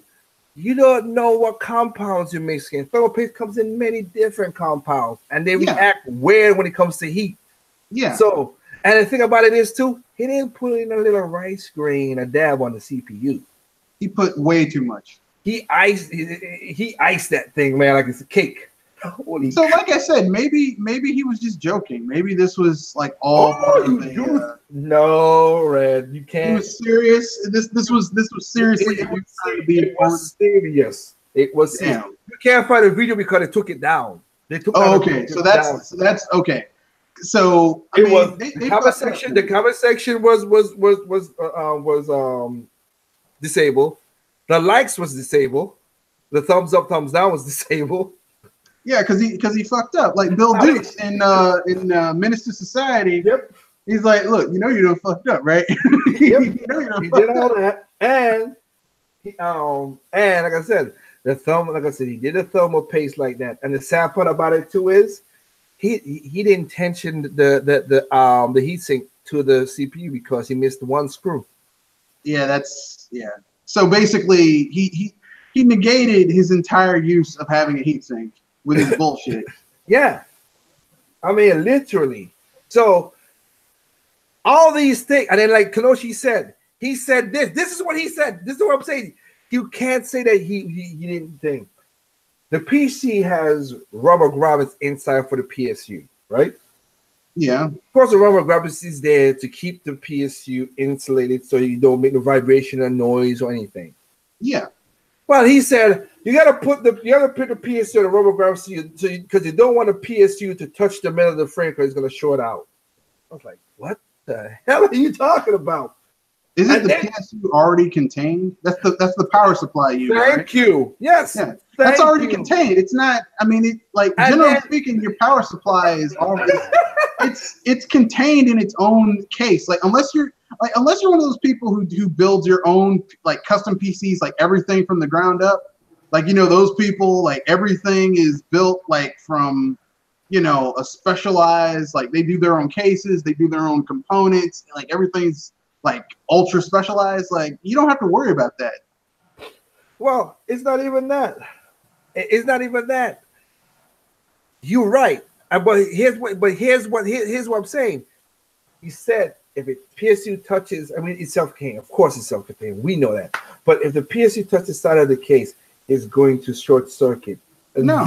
No. But here you go. And then proceeded to screw the PSU to the metal case. With a metal screw, I'm guessing. Well, you have to. No, I'm saying a metal screw. Yeah. He's gonna say he's gonna short out, but he screws a metal case to a metal screw. I mean, it seems like this person clearly did not know what the fuck they were doing, and they were just running their mouths. And as Kenoshi said, and he turned the fan inside instead of outside, so he's pulling the air from the inside of the PC. And again, I know he did not. There's only certain cases and certain things I would say is good to do that, but not for this PC. Did you already say how he thought like the i7-8600 was like this exclusive thing? Yeah, he did say that too. We have we have this exclusive PC the Intel i7-8600. I'm like, 8700. I'm like, you can get it anywhere, dude. What the hell are you bragging like you got gold in your hands? Literally, it was.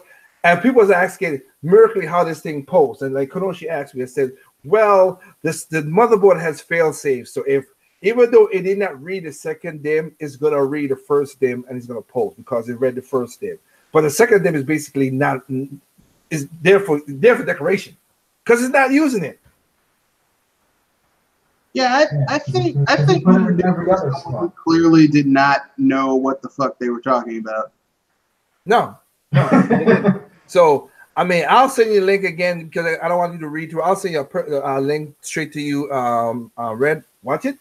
You watching it for a person who cracked jokes on it, but you could tell this is fucked up. Yeah, he clearly didn't know what he was talking about. And, here's the thing. Like I said, they could have maybe played up and like, well, he was just joking. But if you're trying to say that you're a tech, magazine, which The Verge does do a lot of tech articles and stuff. Some of them are actually pretty good. Yeah. And they're like, and they get this guy who clearly doesn't know what the fuck he's talking about, like at all. That's not good. Yeah, that shouts your credibility. It really does. Again, I can understand minor problems. But minor. All those stuff all those stuff I just said, that's not literally you can literally set the PC on fire if you do everything this person did. Literally. You said that shit could catch your house on fire because mixing those thermal compounds because you have copper and liquid metal expensive machine. Yeah. Well, yeah, but also like I say, and if your machine is in a desk, like my machine is in a desk enclosure. Of course, it has air and everything, but I'm saying if it caught on fire, then the desk would catch on fire.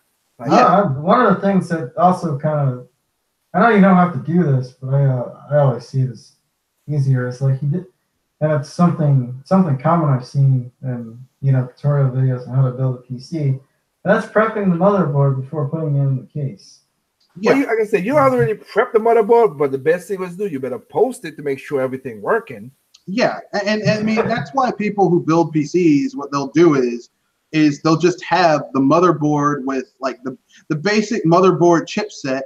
And they'll basically take that and they'll test it out, make sure everything works. Yeah. Because you don't want to sit there and have all that shit in there and then it doesn't work. Yeah. Okay, and you got to take all that shit out. It's much easier just to have the connections because as long as the connections are there, you're good. Yep. No, it is, and that's what I do with my PC and build whatever. Yeah, you take the CPU, put it in there, you put in the memory. You put in the hard drive and everything, and then you get to and you plug it up. Just basically, I just put it in the box and just post it. And if it gets to the screen with a BIOS screen, I could say, "Oh, okay, well, It reads the CPU, it's reading the hard drive, it's reading the DIMM. Then I say, hey, well, I know. Like Ben just said, I know everything's working. Good. All right, let me take some off because it depends on what you're doing. Like I said, I use a liquid IO, so I use the stock because okay, I give you an example, like the AMD I'm using in this computer I'm building. I use the Wraith cooler, the air cooler, just so I post it, and then I take it off, and then I put in the liquid IO when I put it into the case.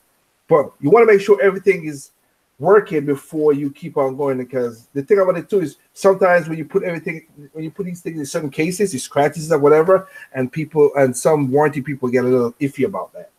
You want to make sure, that you post it without putting all the stuff on it, and then if it doesn't work, I did that. The motherboard didn't work. The motherboard that I bought for this build I'm doing, it didn't work. So I had everything there ready to go. I just put everything back together, boop, boop, boop, boop, boop. Put it in the box, send it back to Amazon. They said, hey, and they give you back the money. Because the reason I'm saying that, because in the video, this is Intel, and this board that they had, he took away he threw away the socket protector. Some of those Asus don't take it unless the socket protector is there, because they don't know if they don't know if they throw that away. Yeah, you don't want to throw that away.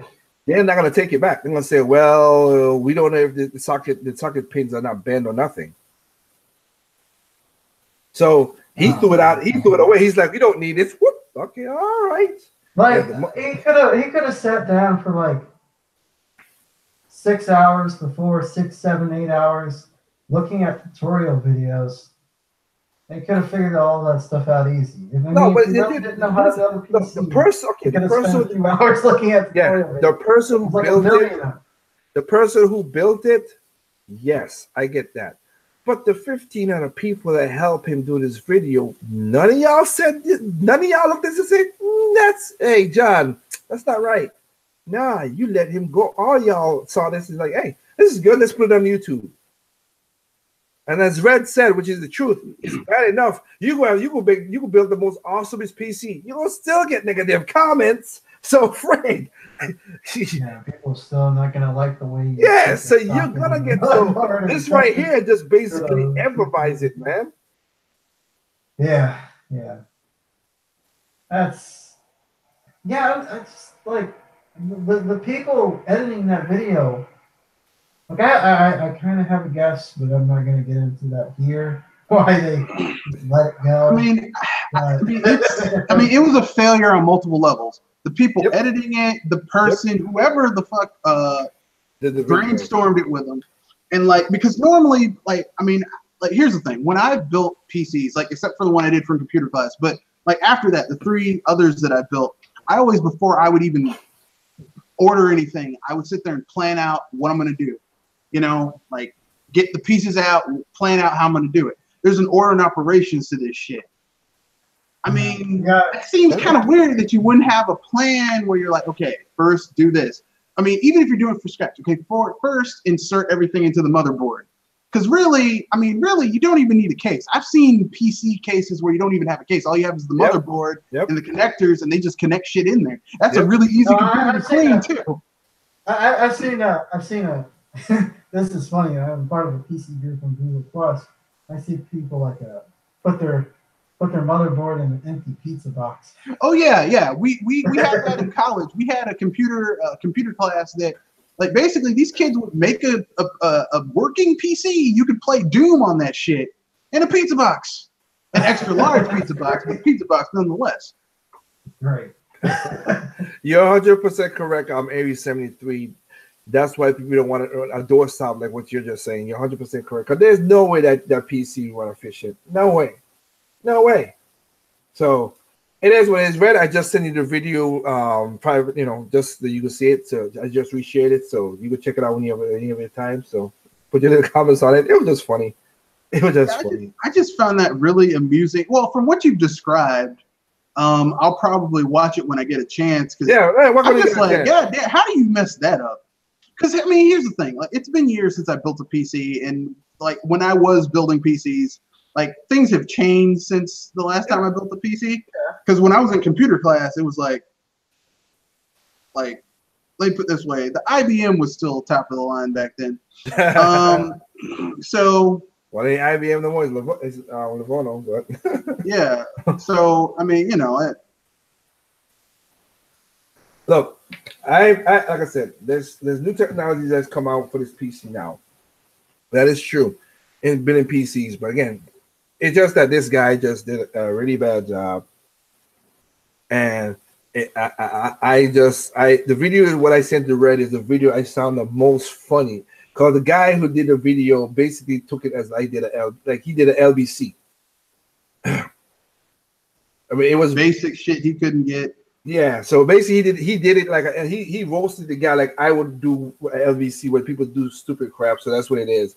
Now, like I said, and people was like, yeah, the accent and everything. Again, Lyle's half Chinese, so he could do the joke, and there was good jokes in there too. But that was just messed up, though. That PC was just not good.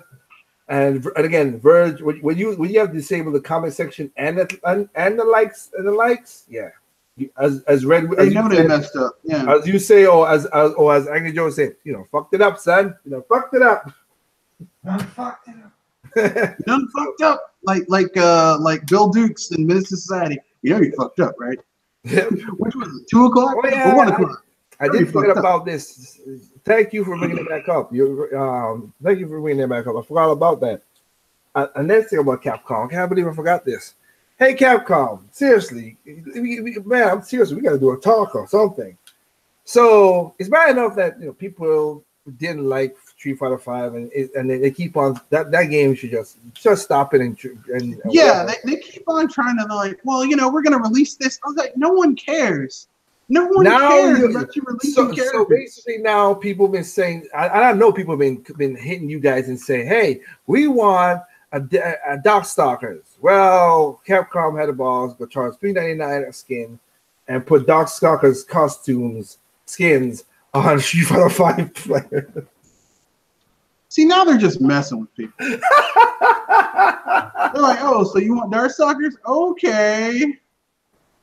Pay $3.99, suckers. Pay us our money. That's basically what they were doing. It's sad. I was like, when I saw that, I was like, okay, it's bad enough you have the Halloween costumes, but then I saw, wait, you got, wow, really? People are talking about Darkstalkers, and you put all those guys as skins in the game. I mean, let's keep it real. Capcom's trying to get paid. They're just. I'm not against them getting paid, but it's literally you keep on shooting yourself in the foot. This is about money. This is them trying to get paid for shit that they really should have been doing better on. I agree, but you shoot yourself in the foot.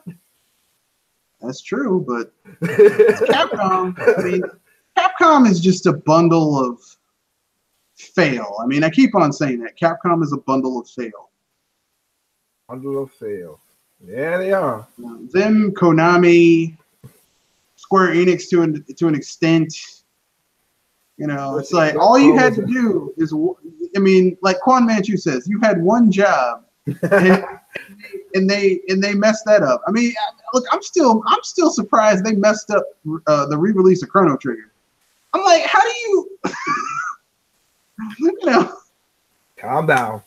I mean, it's like a man saying, yeah, me and my wife are trying to have a kid. Okay, everything working out. I keep on trying to make love to her belly button. What?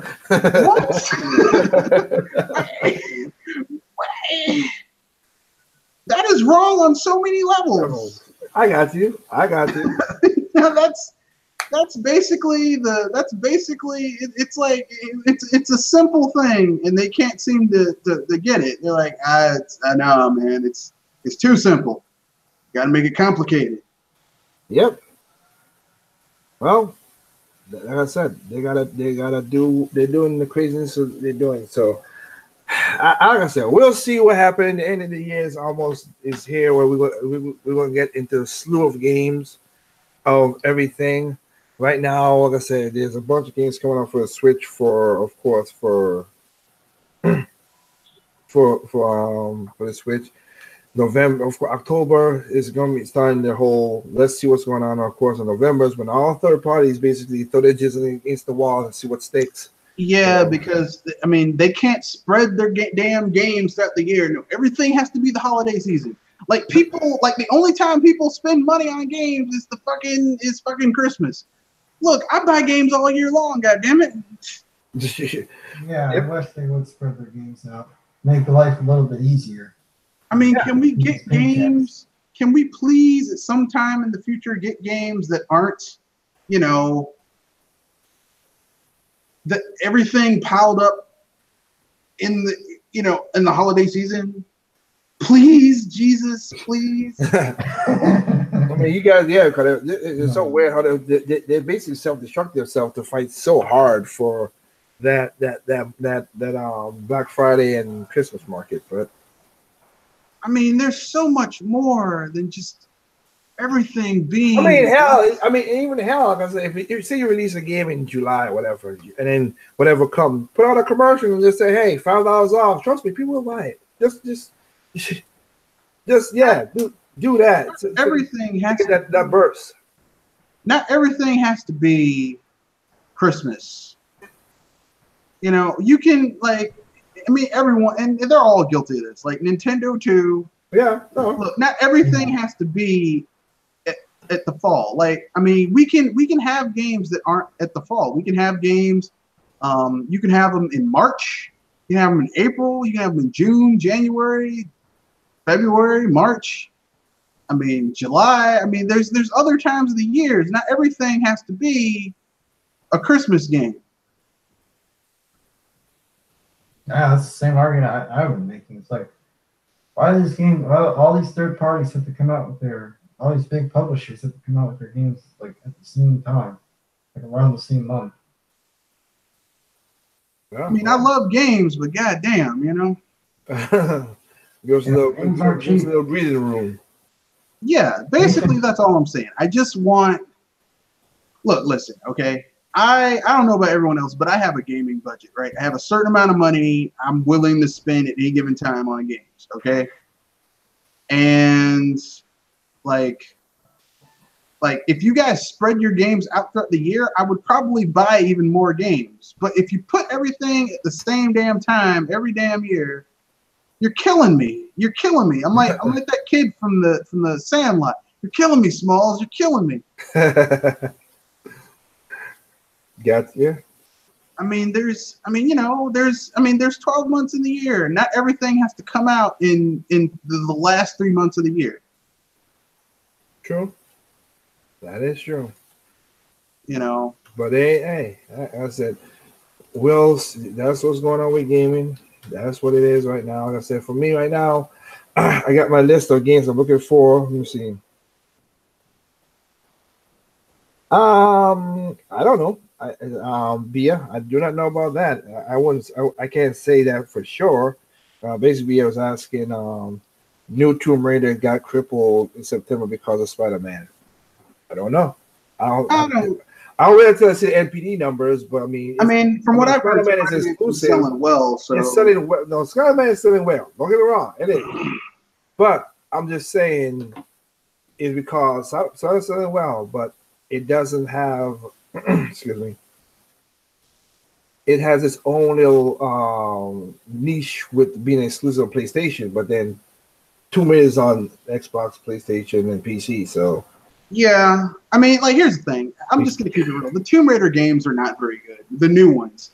I mean, they're very generic, like, but they're not like memorable or very good or anything.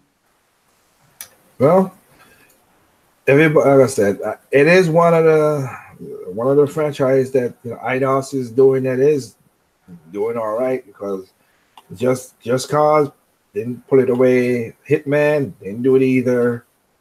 So Square Europe is just they're floundering a little bit as well too. So up to them to see what they're gonna do with their setup. But you have that, and then I think this will be the last topic for the night. Let's talk about this and just and call it a night after this. Now, yes, I'll say this right here. When I was back in the 90s, I bought it. I had fun with it. I bought it after when the daggone controls had the freaking analog sticks on it. I didn't buy it before, but like I said, am I gonna go pick up a PlayStation Classic? No, I'm not. Oh yeah. The games don't look very. They didn't help. The PlayStation at the time. PlayStation, and again, that even being who I am, I said again, I played all. Back then, I wasn't even a Super Nintendo fan. Like when I mean Super Nintendo, I'm talking about like super fan of Nintendo, really. Because again, I played not Dreamcast. I had this. I bought a PlayStation, and then I was like my friend had a Saturn, and I was playing games on Saturn. Not the best, but I didn't buy a Saturn either, and whatever. My thing was with PlayStation at the time, like I said, they did. Street Fighter Alpha was a game I liked. I mean, at the time, I did play Crash Bandicoot and like it then. I'm not saying I don't like it now. It's just like, again, Crash and Spyro is a certain kind of game. Nothing. I'm not throwing negative against them. And then some of the fighting game, but it's just that between Nintendo 64 and PlayStation, Nintendo rounded off some of their polygons, while PlayStation polygons were literally polygons. Square and just did not help.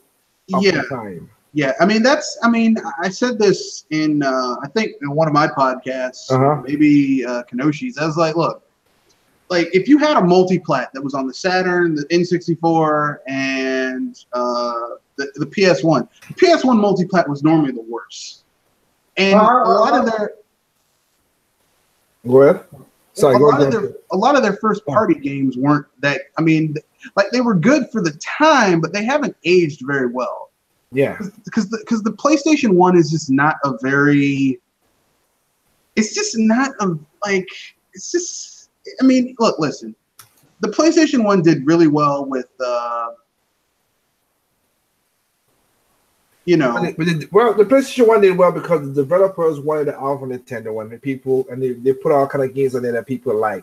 And again, I'm not putting presentism into it. At the time, hey, people were getting games, they saw games, and they were liking it. And again, some of the games was weird, but as Red said, and it is true, NBA Jam and all of some of those games, like even Street Fighter Alpha, which I did play that game, I didn't like the damn D-pad, that's why I didn't like it. But even in Alpha, I'm sorry, when they put those Alpha games on the Saturn, I was like, yeah, Saturn's better. Saturn's look way more better and tighter than this. Well, the thing is, I'm gonna be honest with you guys. I don't know where I get the less fondly I look at the PlayStation than N64. Probably, to be honest, my least favorite eras when it comes to.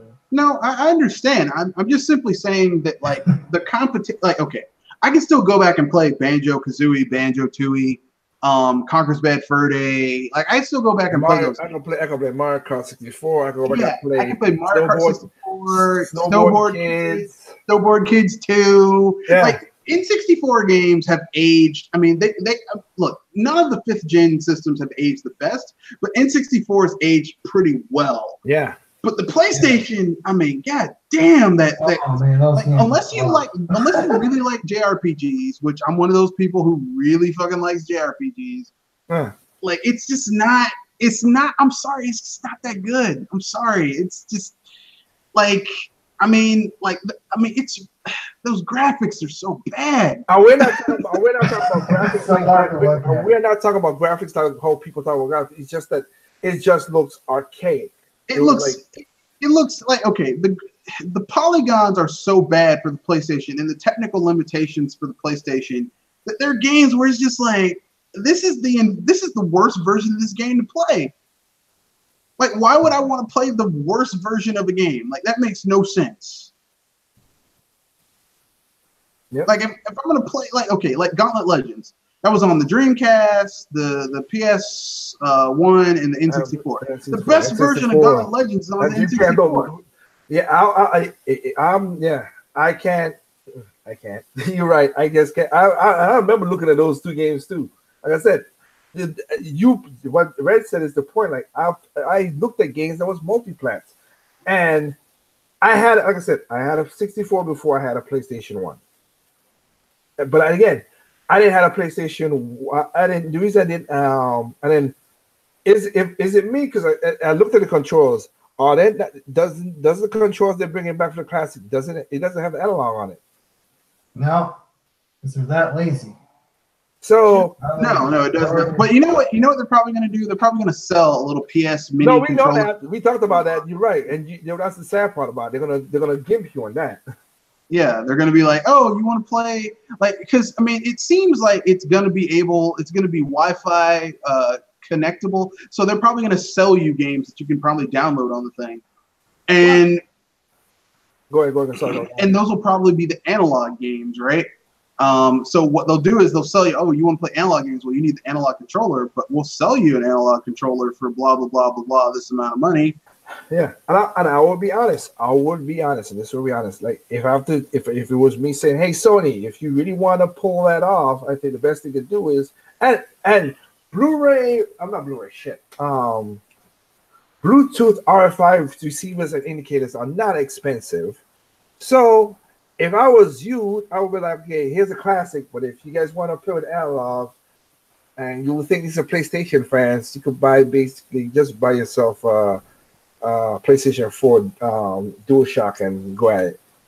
That would be more friendly. Just use the controllers people already have, but that would be economical and soon. I know. I'm just saying. Look, trying to be good for your pocket is not Sony's thing. They don't do that. They have many skills. Being cool with your pocket is not one of them. All I'm saying is that. That's all. And all that list off is 5 games. So you don't know what the rest of the games could be. I mean, we don't know there's gonna be a Spyro, it's gonna be on there. We know there's gonna be some Crash Bandicoots, of course. But even like I said, I cannot play Ridge Racer that they have right there with no daggone D-pad.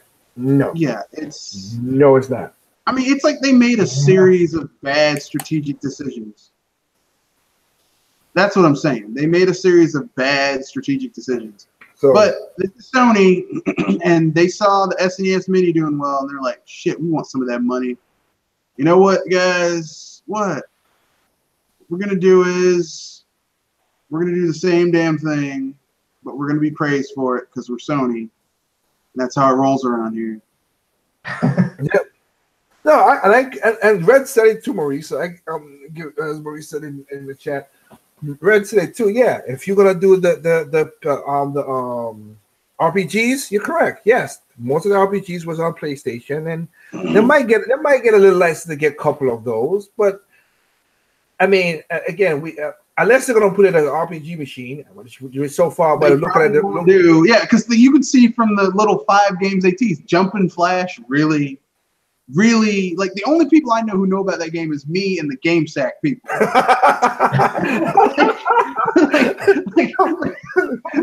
Jumpin' Flash, really? Seriously, bro? I didn't see, anything like Suikoden 2 or. That's probably not going to happen. Suikoden 1, Azure Dreams. Legacy of Kain, Soul Weaver. Yeah, Legend of Zelda knockoff. I mean, something. I mean, hell. I mean, there's some. Like, here's the thing. Okay, if you love JRPGs, the PS1 was your dream. Final Fantasy Tactics, Legend of Mana.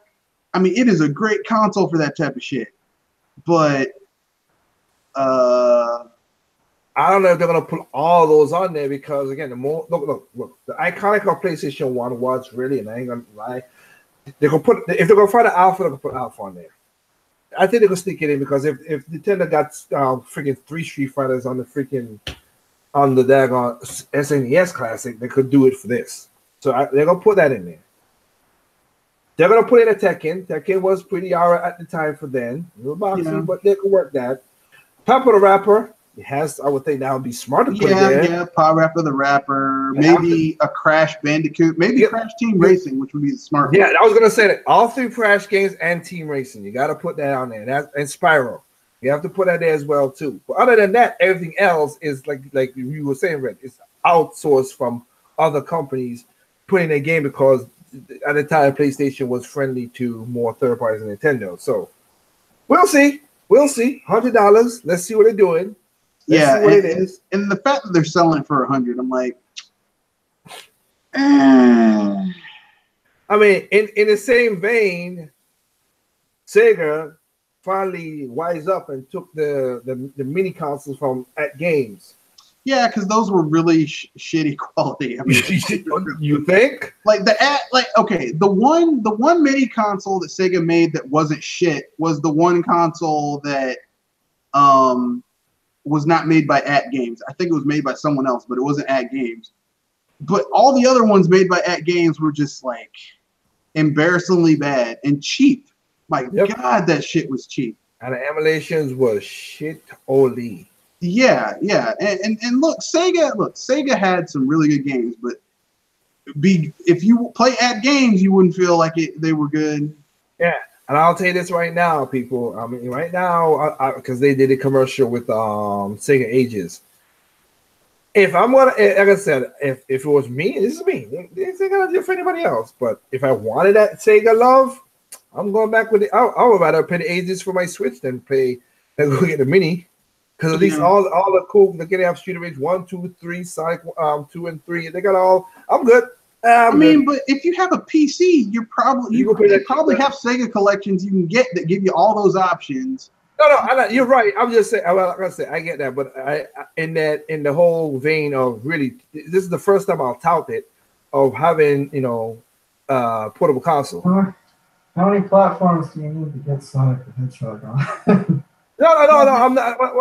Well, it's the obligatory game. I'm not saying you have to. Yeah. I mean, just like it's kind of like Nintendo with Super Mario World. Yeah. Like they have to put that out. No, Super Mario 64 is going to be on the Mini 64. You know that. So come on.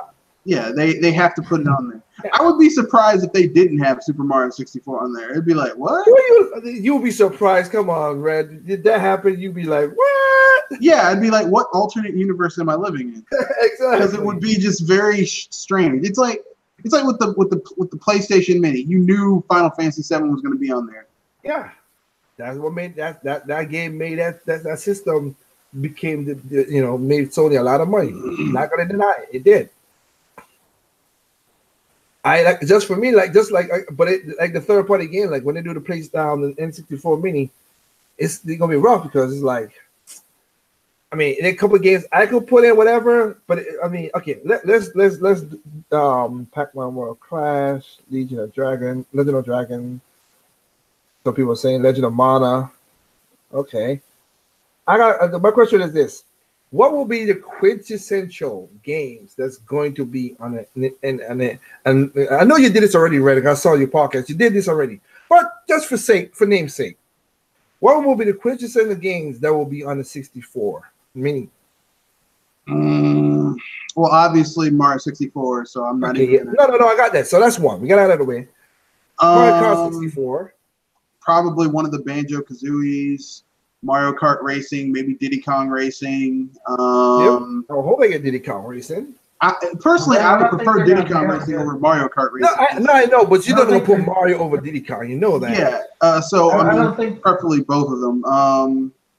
Wait, you want to say something, Carlos? You go ahead. I don't think they're going to be able to put Banjo-Kazooie on there since they don't own that license anymore. Yeah, but here's the thing. They could, because right now the way Microsoft is, shit. They need all the help they can get. So that could be a thing. Because here's the thing. There's 3 games. Let me knock this out of the way. This part, but I'll say what you be brainstorming. There's 3 games that they know will sell, and if I was Microsoft, I'll be like Chris Rock, when Chris Rock said about the Krispy Kreme donut. Give me that money, I'll suck your dick. Yeah, basically. If someone said Krispy Kreme got crack in it, you believe it. I knew it was something. Exactly, because what's the games that Microsoft will know that they tell them should pay the money for? GoldenEye, Banjo-Kazooie, and maybe Conker's Bad Fur. Conker's. Yeah, that's what I'm saying. I'm just saying the other 3 games added to what you just said. And Conker's. Those would help. So It might be. I can't. It's 50-50. I can't say no because they're working with the whole Minecraft and everything. So money's money. Some people will do stuff to get themselves out of trouble. Sometimes when you back a person into a corner, they do like, okay. They could do that. Because again, I think I said this once already, but I'm not gonna say it here because it's gonna throw this cast into just craziness. But Paper Mario, it started in 64, right? Yeah, Paper Mario. Paper Mario. Maybe Mario. Ogre Battle 64, just because that's one of the few good RPGs for the system. So maybe they'll go 20 as well. This one is where I don't know what would do because I have to be honest.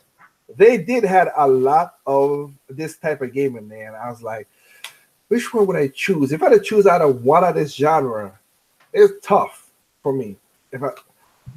Excuse me, it's a wrestling genre. When THQ basically did the right thing and had the wrestling, you had NW WCW, which was the first one. Then you have WrestleMania 2000, which is the one I like the most. Then you have No Mercy. Then you have NWO versus Wolfpack and stuff. So you gotta have one of the wrestling games because that's where wrestling took off on the consoles. Yeah, shot like crazy.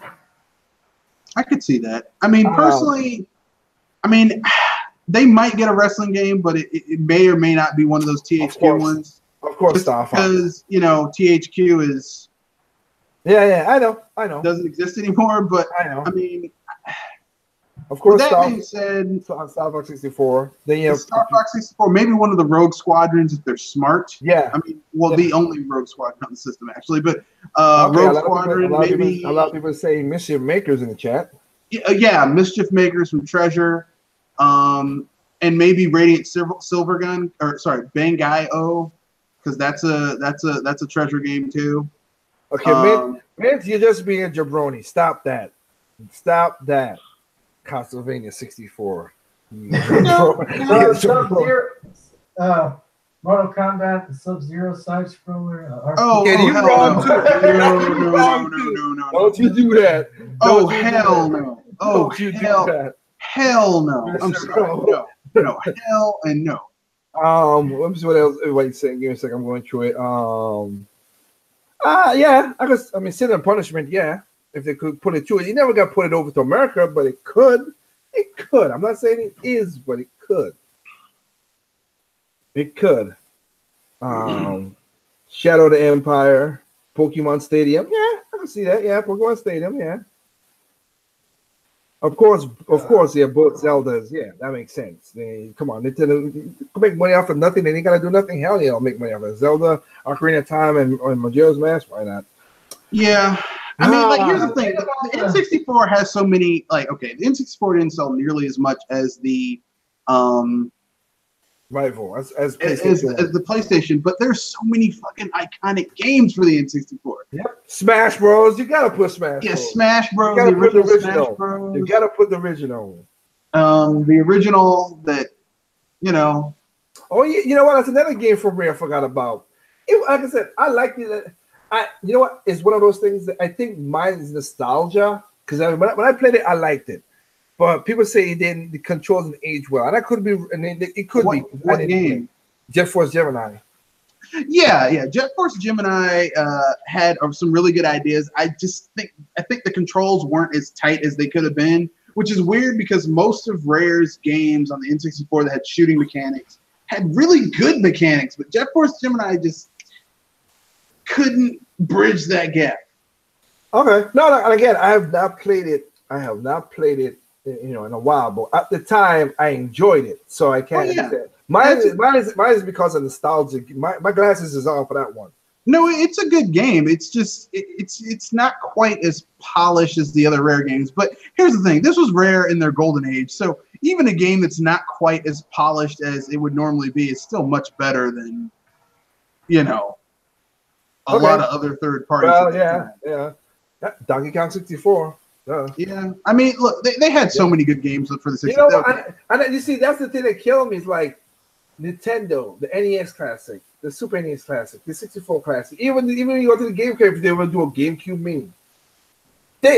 Even though Nintendo, people can badmouth them, they're gonna say that they didn't sell that much, but the IPs were just more recognizable on that console than the others. Yeah, because I mean, Nintendo's greatest strength are their IPs. It will always be their IPs. You can't beat their IPs.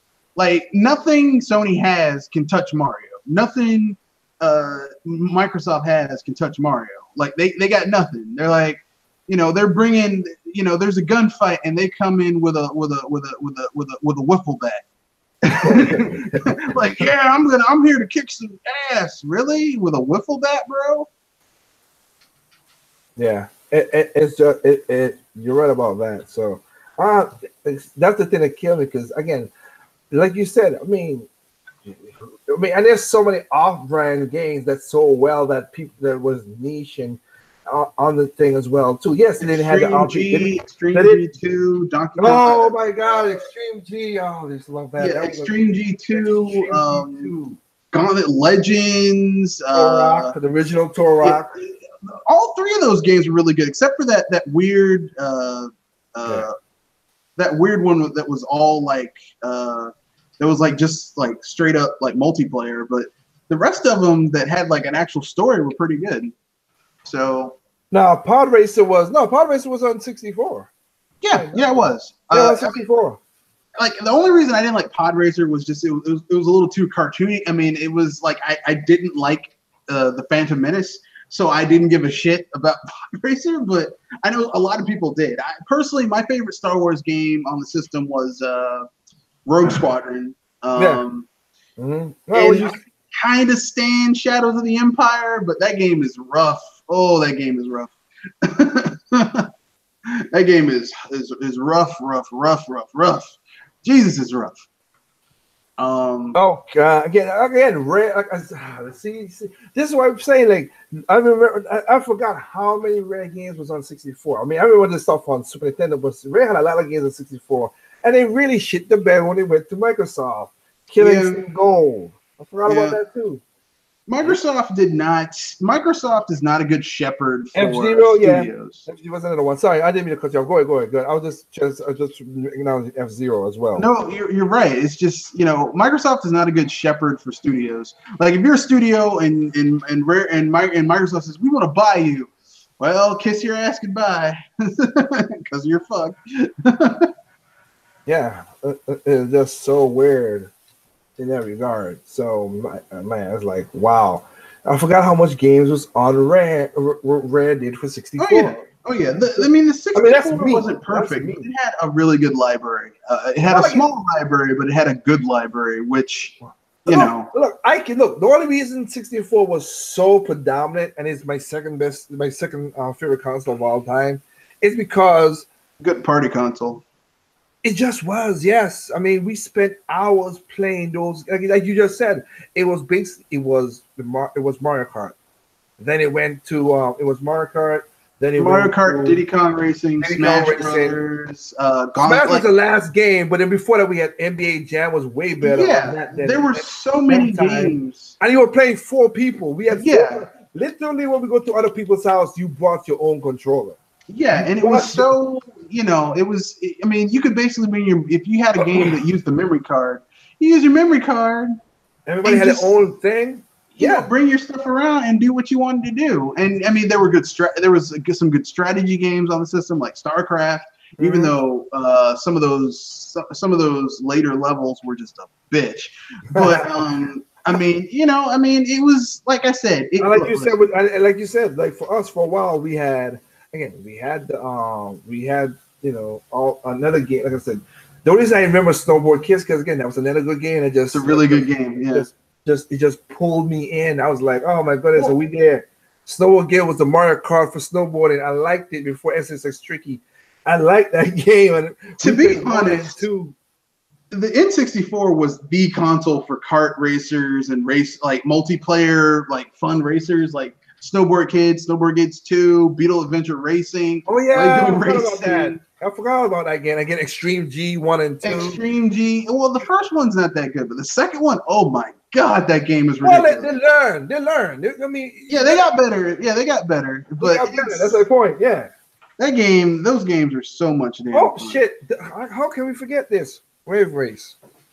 Oh yeah. How we can forget Wave Race?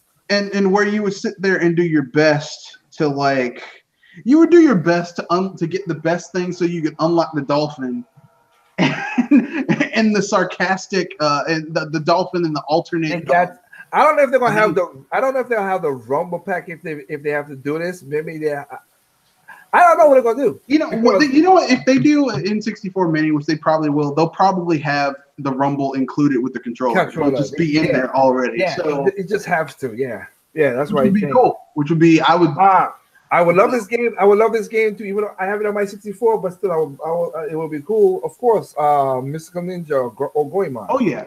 I'd love that. Konami, look. We don't want Castlevania 64 or Legacy of Darkness, but if you give us Mystical Ninja starring Goemon, either the first one or the second one, not quite as good as the first one, but still, we'll take it. We'll take it, Konami. Or I'd take Hybrid Heaven. I mean, it's not my favorite, but I'd take it. It's one of the few kind of RPGs.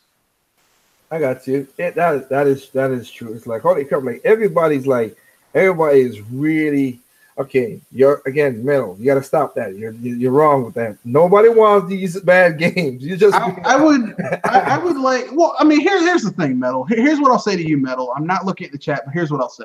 Okay, yes, the N64 had some shovelware, but like because it had a smaller library, the shovelware is way smaller than what you had on the PlayStation 1. Oh, the shovelware on the PS1. Oh God, the shovelware on that system is ridiculous. Yep. The shovel, I mean, it was very successful, and it had a fucking ton of shovelware. Oh, God, so much shovelware on that system. Oh. Y'all talking. I wish I could hang out longer, but it's cool. Sleep, It's cool. so. Yeah, I got to it too. So that's crazy. My goodness, because people are talking about all the Superman 64. The fuck.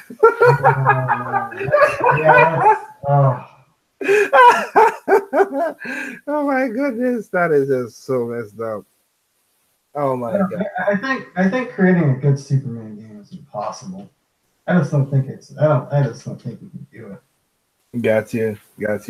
But like I said, it's, as usual, I always love these random talks of you guys. Exactly, Nightwolf. That's why I'm laughing. Oh my goodness! I thank all you guys, man, for joining in and chilling with us tonight. Like I said, I could go on, of course, for a longer while, but I'll let you guys get some sleep, whatever, because I gotta still finish my work, whatever. But I'm gonna open up the chat for after chat for those guys who I was gonna do the after stuff because, like I said, it's 11 something. I think I got about 30 more minutes before I hit the bed. But with that said, again, man, because it was just random talks. I hope you guys have a good night, man. Thank you. Flying through the rings of the world. Yeah, no. And I mean, Flying Dragon, which is another good game I love. That was a good fighting game on the 64. Oh man, I have that game, and I wish they would put it on there, but they won't never put it on there. That's too niche. That was a good. I mean, and again, look at the graphics of that game. It's like that game aged way better than those games. Flying Dragon looks way so better than those PlayStation games. Man. Oh well. Yeah, I will give the 64 this. A lot of the games should look better on the 64. Yeah, it did. No, it just did. I have my 64. I still have my 64. I don't have a PlayStation 1, but I do have my 64. I remember playing both games. The only thing that they did on the 64 didn't do this, so it wasn't really there. There was more sprite games on the PlayStation. There were more sprite games on the Dreamcast. I mean, not Dreamcast, say the Saturn. But again, Street Fighter, stuff like that. Yeah, that's what I'm saying. Like, it'll be that. But oh man, it's just like I said. We could talk about this, whatever. But I thank all y'all for joining and spending your night with us. And those who joined, you could go check the replay to see what's going on, what we talked about. But I'll say this too again. Because again, when you hear all these big YouTubers who say what they gotta say, and they're talking about stuff about the gaming industry, and I think you guys know by now, the people who normally listen to me figure out that they don't know what the hell they're talking about when it comes to the industry itself. Because again, I'm the only person. I'm one of the few people. And again, it's funny. Remember, I was the one when I came on to the gaming set of YouTube. I started talking about the IR pages. I talked about the products and what they're making money and all that stuff. And only this year, everybody's going to have, oh, look what Nintendo made with profits. And I'm like, oh, now y'all doing that shit. Weren't doing that shit before. So, yeah, it's just that kind of that situation. It's funny how it changes. And I'm saying the industry is not the end all be all right now. Okay, it's not. It's really not. It has its problems. It has its problems, and it needs to work on it. But we'll see how it works out. So with that said, again, so thank you for joining me, spending your Sunday nights with me. And because I think something just happened, I might do random talks on Sundays. I don't know yet. It might be a local a nightly event until Christmas or until Thanksgiving. It might, not 100%, but if it does, that'd be cool. People could join in, talk about anything, and give you guys gaming and crack jokes or whatever. So with that, I say to you guys, have a great night.